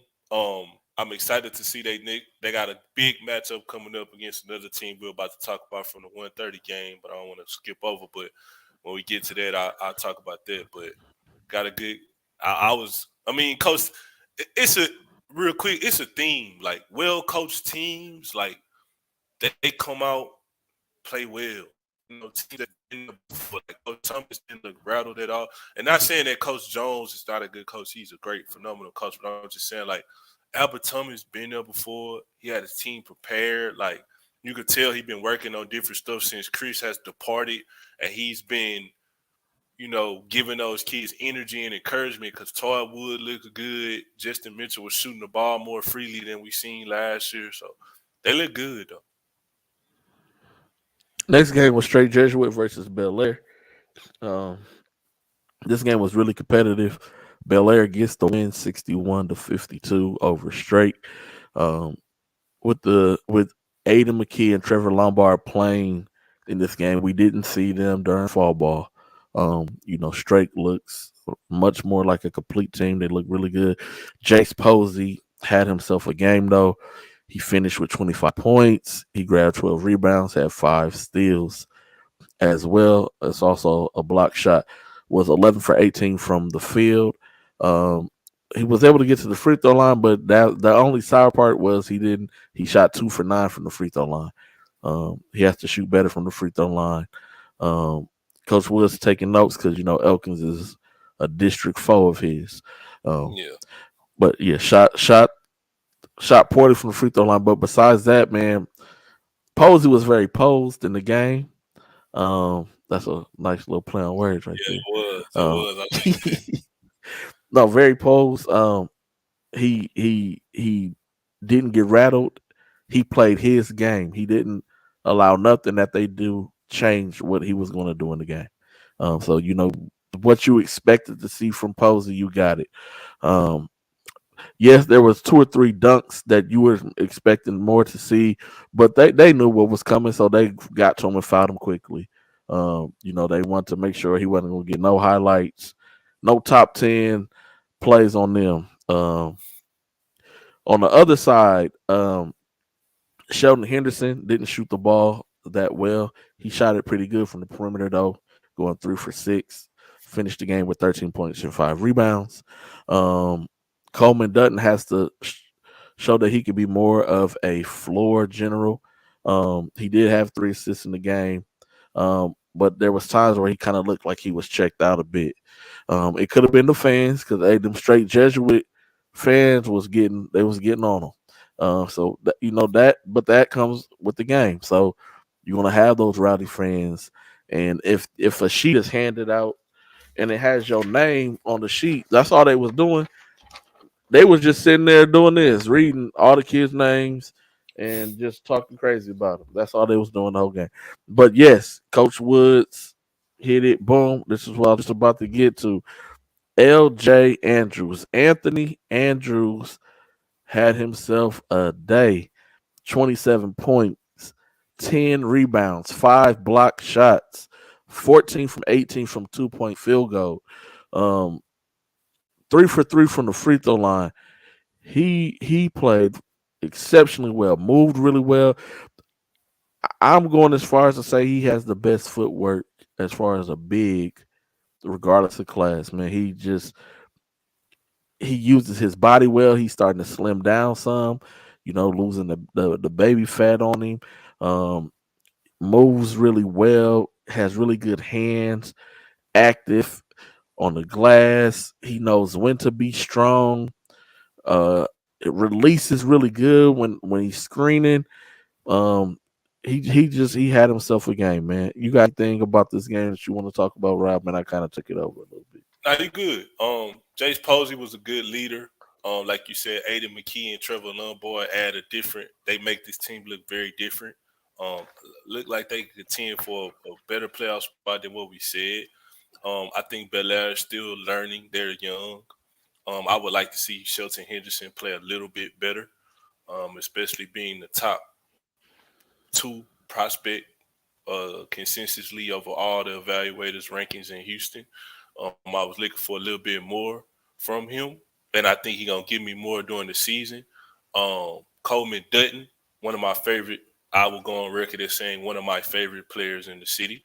I want to see more of a complete floor game from him. But L.J. Andrews stole the show, man. I mean, I talked about him a little bit last year. I think he's maturing. I think his IQ is better.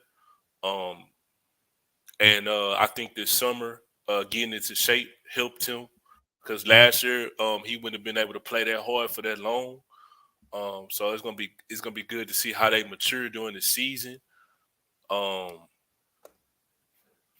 yeah, Bel Air looked okay. They're gonna be all right. They'll be all right. I want to say this too, real quick, while we're talking about stats and stuff, right? Because I seen this a lot, right? Man, your boys need to start doing your own work, man. That's all I'm gonna say, man. Those that know what I'm talking about, they know what I'm talking about, man. Do your own work, man. If you don't know what it is, don't be putting that on your website and on your Twitter, and you don't know exactly them the stats, man.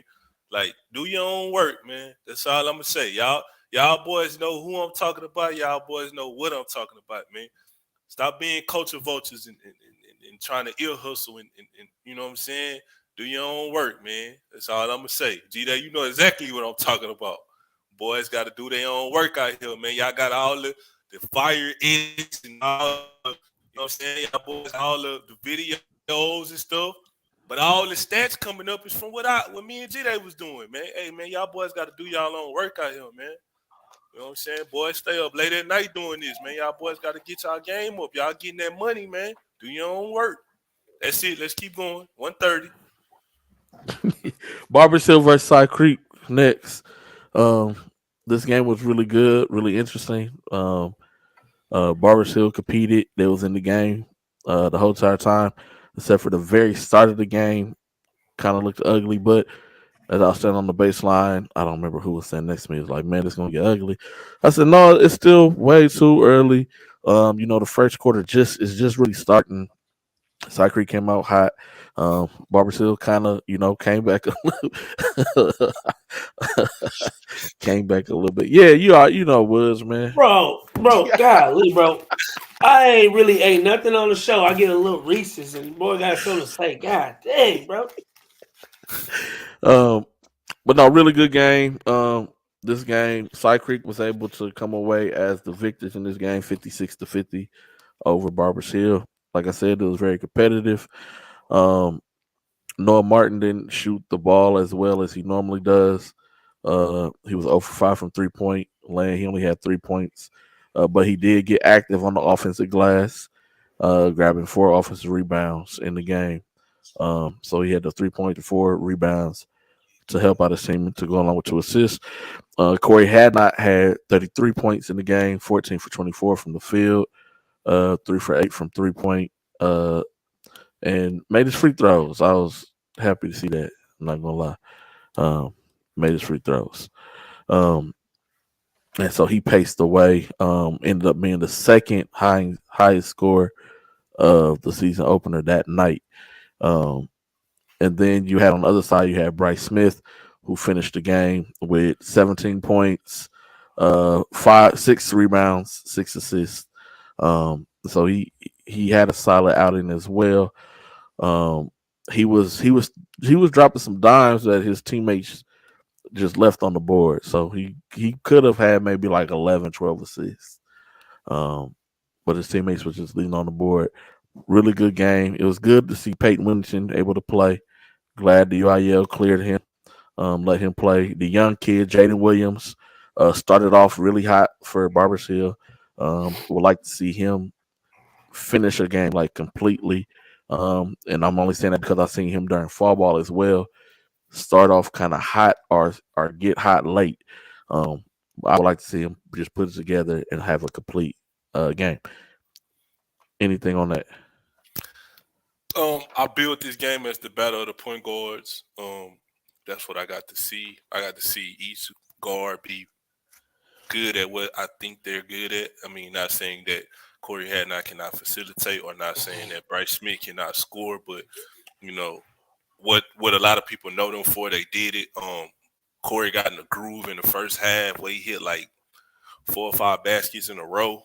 And then Bryce Smith kind of stepped it up in the second half and stopped trying to facilitate as much and start scoring. So it was a good battle within the battle. Jaden Williams played well to me. Taurus Bow, I think that's how you say his last name, for Cypress Creek, played well. Yeah. He gonna have to continue to play well for them. To take some pressure off Corey. Noah was just coming back from injury, so that was his first game back. He played on preseason scrimmage events since the Super 16. But I was excited for both teams. I think didn't Barbers Hill play like the day before or 2 days before they played somebody? No, the day before they had played Friday night. Okay, so yep. and then that's the matchup I was talking about coming up for Side Creek. It's the Elkins matchup in McDonald's tournament at 10:30 on Thursday. I'm excited I might change my schedule up to go see that game. But if Corey, I'm not. I know you already got your schedule, man. If Corey making shots like that, they're gonna be hard to beat, man. Once Noah get back into game shape, other significant contributors, that was a good game though. That was one of the better games of the whole day to me. That's true, Woods. No, I True. agree. I agree with you, Woods, on that. Next game, United versus Cy Falls. The game started out pretty solid. First quarter was 11-8. Um,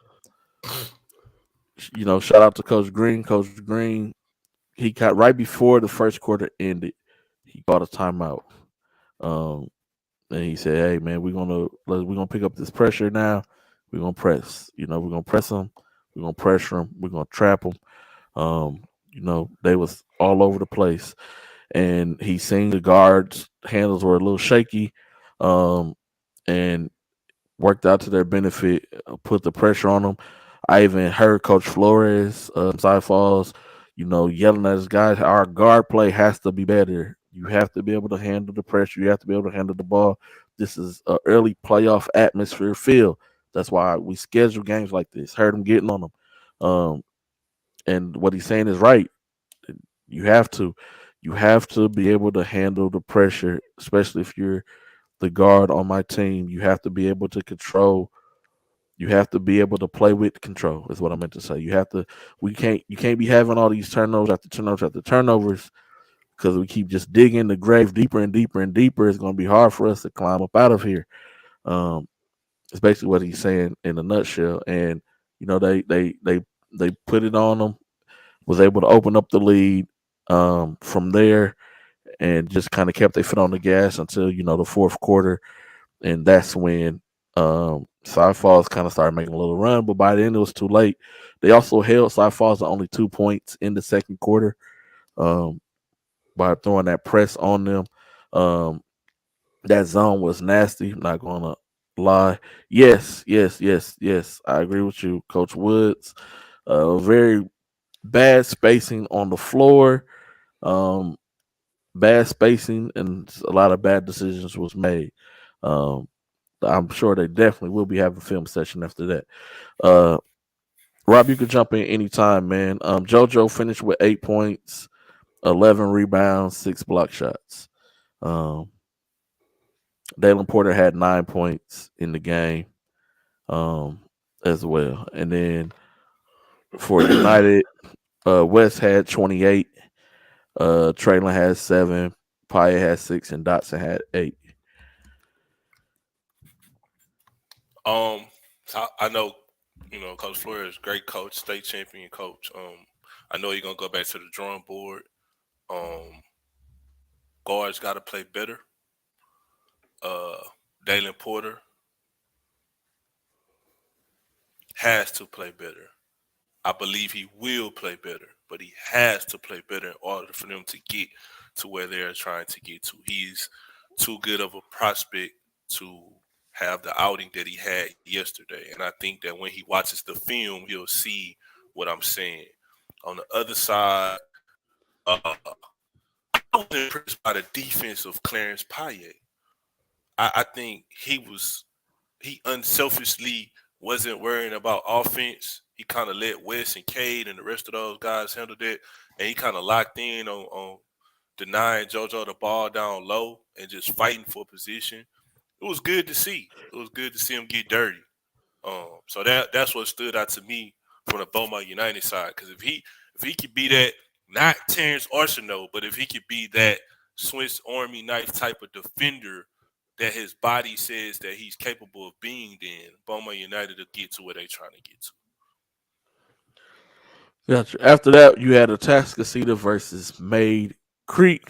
Now, for this game, I had to take a break. Yeah, I had to take a break. So I went to the hospitality room, and I didn't come back until halftime. So I can't truly speak fully on this game. So I just want to be honest and transparent with everybody. Rob, Rob was with me.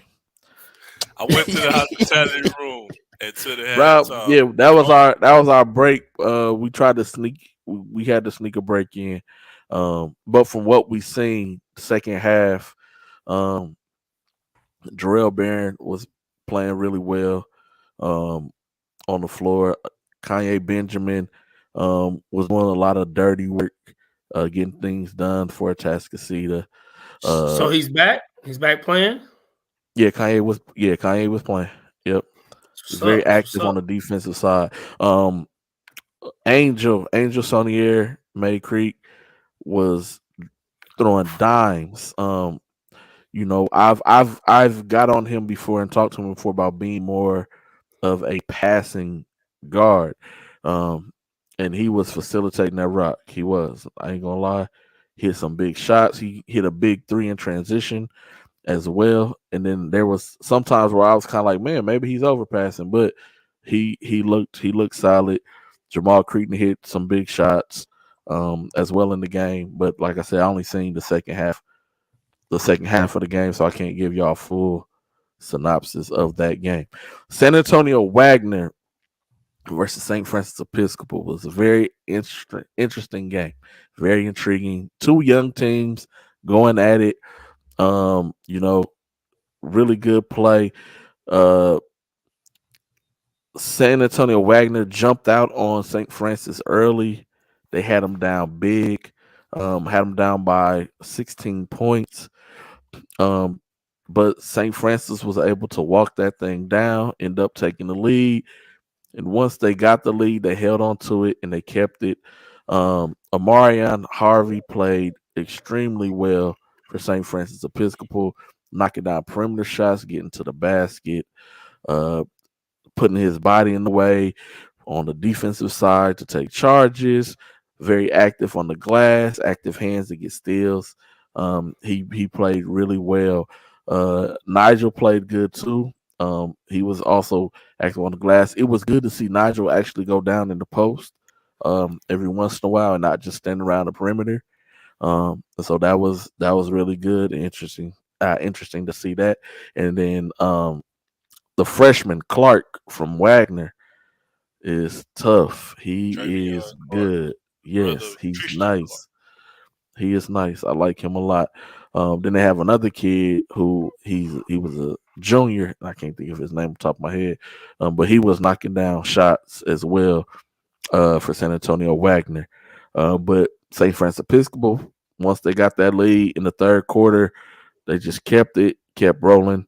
Um, they played through a lot of injuries. There was a lot of kids cramping up for Episcopal, um, and they only had a 7-man rotation as well. They had one kid who was out; he had a boot on, and then they had a freshman on the bench, and they never checked him in the game. Uh, and my man was over there had us dying. I don't even know the kid's name, um, but yeah, he had me, Doug, D King. He had us rolling. But St. Francis Episcopal was able to come away with the win of that game. Then the last game of the evening was Cy Falls versus Houston Christian. Um, game was really competitive, very back and forth, back and forth. Um, Orlando Horton finished the game with 40 points, 11 assists. Um, he was doing his thing. Um, he was hooping, getting to the bucket. He was being crafty around the rim, finishing. Um, really tough lays, finishing through the contact. No matter how hard he was getting bumped, flying all over the place. Um, he continued to play his game, was getting in the paint, making the correct reads, making the correct passes, not trying to be flashy, very active on the defensive side as well.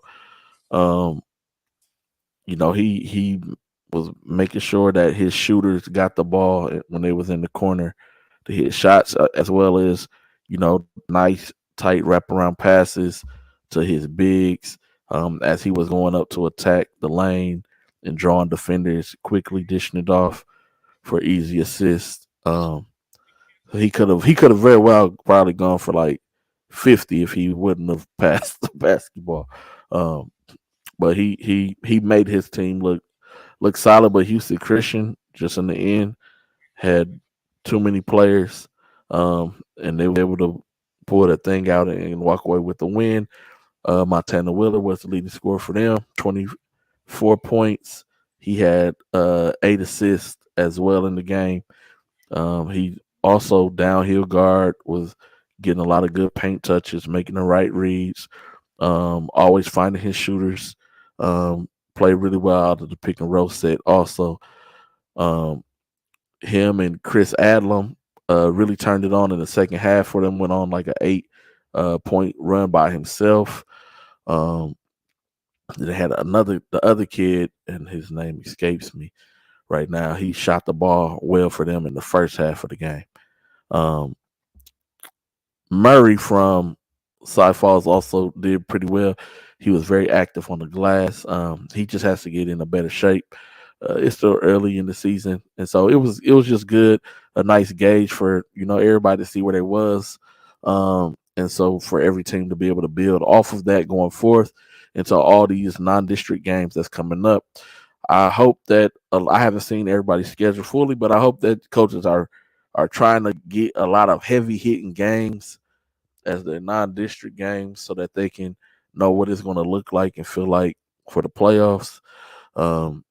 Because district play is going to come up really quickly, and then you're going to be right back into that playoff push. So that's the recap season opener. We recap the tip off. We're going to quickly go through these top games to see this Monday, Tuesday, and man, you still got the McDonald's Invitational on this weekend, Thursday, Friday, Saturday as well. And maybe we'll just talk about one or two games that we're interested in seeing for that time. Because it's that time. it's almost 9 o'clock, man. We trying to be better. We trying to do right. We trying to cut out all the overtime stuff. And so we're gonna fly through these top games real quick. Monday, this is tomorrow, November the 14th. You got a Atascocita at Seven Lakes, Katy Paytown at Fort Bend Bush, and George Ranch at Manville. And you also have Dobie at Cy Ranch. I will be at the Atascocita vs. Seven Lakes game on Monday, but there's 11 other games going on in the city. So make sure that y'all get out to these games. Tuesday. Cy Ranch versus Dobie. Ridge. Cy Ridge versus Dobie. Okay. Yeah, okay. Dobie's at Cy Ridge. Cy Ridge. Okay. Yeah. And then on Tuesday, a total of 84 games going on in the city. So y'all get out there, check out a game, whichever game that y'all want to go see. I've been booked, and so I got booked for the Seven Lakes game before the season started. I got booked for this game also. Willis Christian versus St. John's. I got booked for that game before the season started. So a lot of games that I end up going to are games that I've been booked to go to. Not just games I just be deciding to pull up to. But you have Hightower versus Marshall. That's going to be a heck of a game. Tuesday. That's Hightower's first game of the season as well. And then you have Eisenhower at May Creek. Also, in like I said, 84 games. It's a slew of games for people to pick and choose from out there. It's going to be really good Tuesday, so make sure y'all get out, check out some basketball. Then you have the McDonald's Invitational on Thursday, Friday, Saturday. Now, I got 2 questions for y'all. Which game do y'all want to see the most? And then secondly, I know y'all don't know the pool, so I'm going to give y'all the pools. Which 8 teams do you think is going to make it to the gold bracket of D1? All right, so first, which game do y'all want to see the most?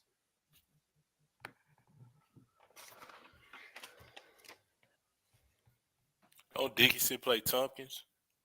Yep. Yeah, and Nimitz too.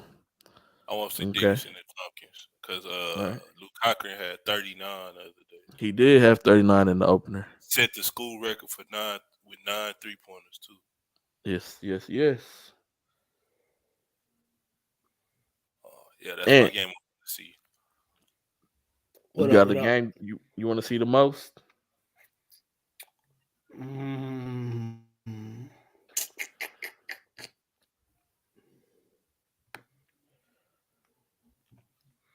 For me, it's Brennan Oh, versus Barbers Hill.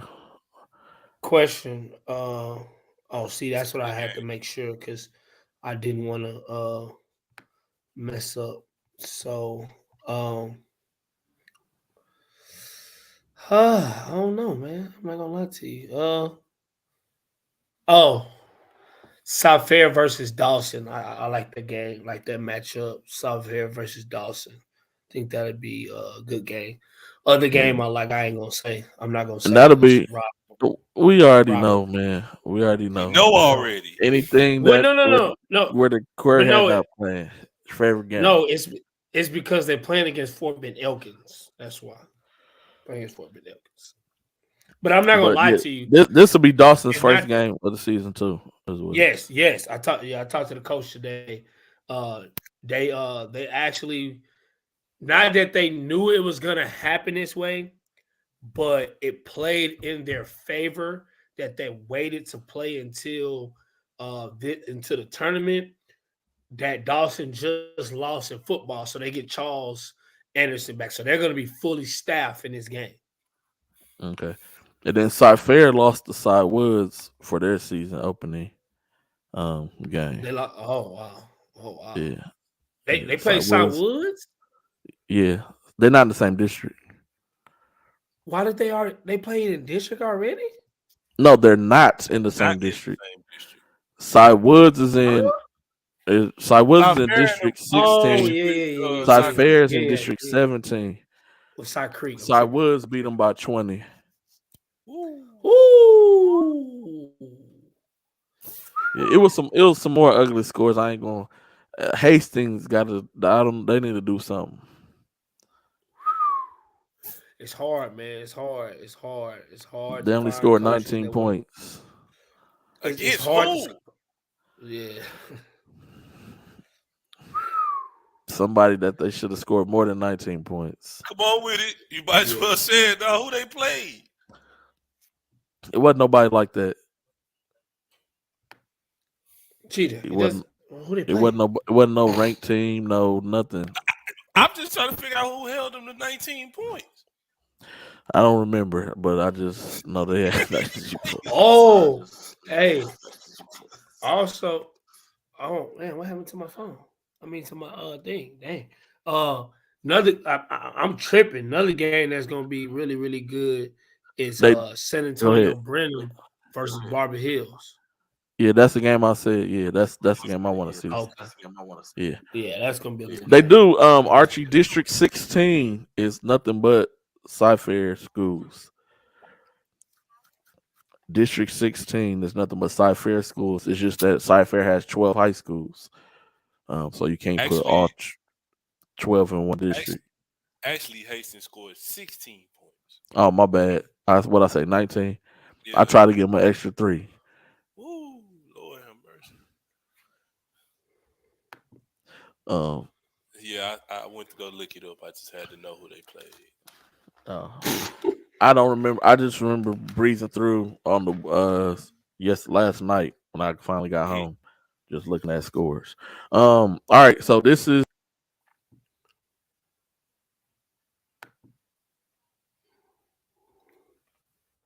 G-Day, we can't hear you. You on mute. Can't hear you, bro. You on mute. You hit the mute button.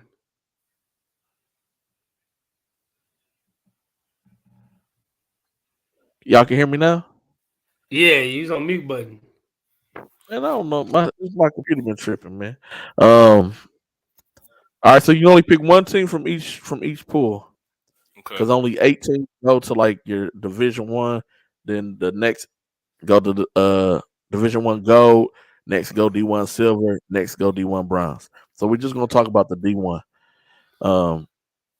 So first pool is Tompkins, Dickinson, and Nimitz. Only one get to go to the gold bracket. Who y'all got? I'm going with Dickinson.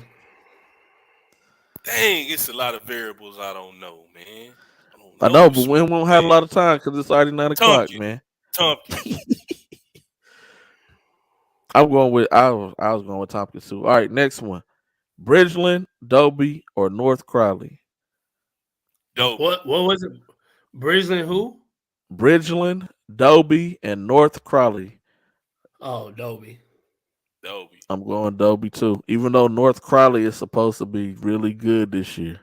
Yeah, that Supposed to be 130 really game will good. be good. Yeah. Next pull, Goose Creek Memorial, Atascocita, and is it Hebron or Hebron? How you say that school name? I say I know Hebron. it's in Louisville. It's Hebron. Hey Oh, man, okay. Hebron, Hebron, Atascocita. LeBron. LeBron. Love Atascocita. run. Tascasita. Okay, Atascocita. Next one, Cy Ridge, Waco Midway, or Summer Creek. Summer Creek. Summer Creek.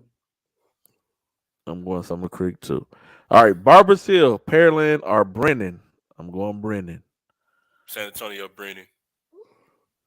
Yeah. Oof.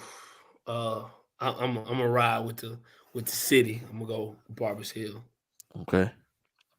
Next one, Elkins, Cy Creek, San Antonio Clark. This the Side toughest one Creek. to me. Side Creek. Elkins. Elkins. I Next like it. one, I like it. Cy Fair, Dawson, or Richardson. I'm going Dawson. Dawson. Dawson. The last one, Hightower, Manville, or Allen. I'm rolling with Hightower. Hot Tower. I want to see Coach Woods coach against Manville though. I want to see that. I'm gonna say Manville. Okay. Say Manville. All right. So those are the teams who we picked to make it to the Division One gold bracket. All right. We gave y'all the games that we want to see. The one game we just had to pick only because time got away from us. We already 2 minutes over. Before we go, man, like we always say, make sure y'all pay it forward. Man, shout out to D King. He ain't on here, but he paid it forward, man. He brought me some Starbucks to the season opener, man. He didn't have to, but he did. So I appreciate him for that. If he's watching or if he rewatches this, D King, shout out to you, man, for giving me Starbucks on Saturday morning season open. I needed that coffee, but it was right on time. Uh, it was right on time and it was really good as well. Y'all got any final words before we hit him with the top 10, man? He said Go out and see. Duncanville paid it forward. That was, man, that's a sticky situation.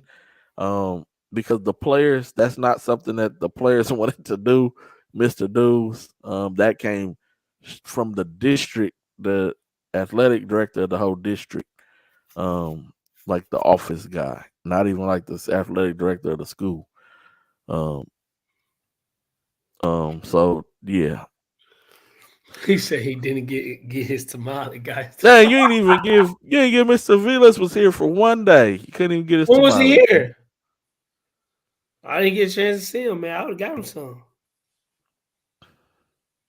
He said he finally used the gift card from me. Hey man, he probably did. He probably did use the gift card, man. Low key, probably did. Low key. He probably did. But yeah, y'all got anything before we hit him with the top 10, man? Man, just get out, support somebody this week, support those. Yes, go to a game, man. You know what I'm saying? Support those who support you, man. That's all I'm gonna say.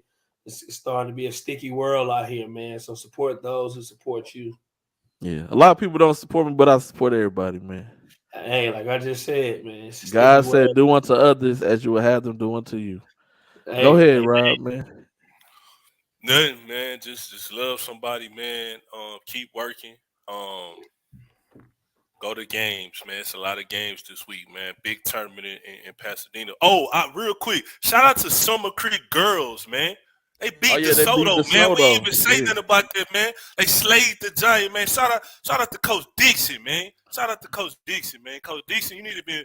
I know you're a high school coach, Coach Dixon, but you really could be on a college staff on the cool. But I know you trying to touch the lives of these young ladies, man.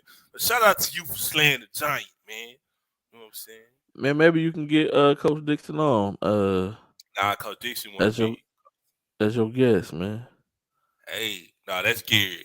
Gary got to do that. Yeah. That got to be Gary. Roll Tide. Coach Bundy said, "Roll Tide, man." Oh, Bundy, I ain't heard nothing from you today. Man, you know, I like to Can we get to the top 10, please? Can we get to the top 10, please? Yeah, we finna get to the prayers to your mom, Arch. Prayers to your mom, man. yeah, prayers, definitely prayers, man. We finna hit y'all with this top 10 though.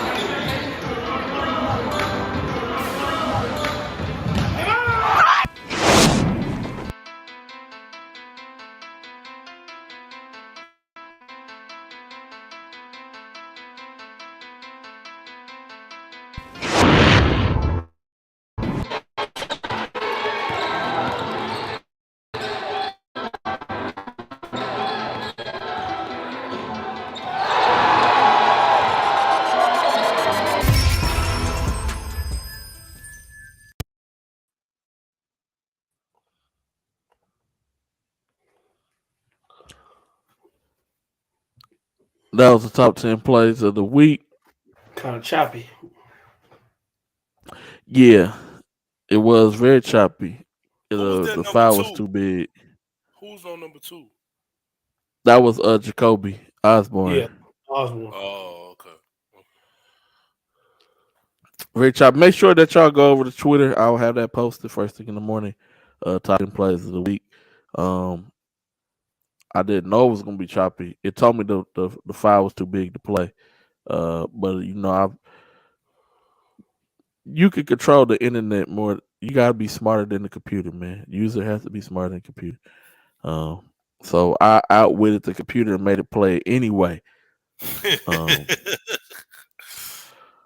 But with that being said, man, we'll see y'all next time. Until the next time, hey, be a blessing to somebody. Be nice, man. Love on somebody, man. Until next time, GD Hoop Scout, Coach Ann Willis, Rob C, Baller Plug in his absence, D King in his absence, man. We'll see y'all. We gone.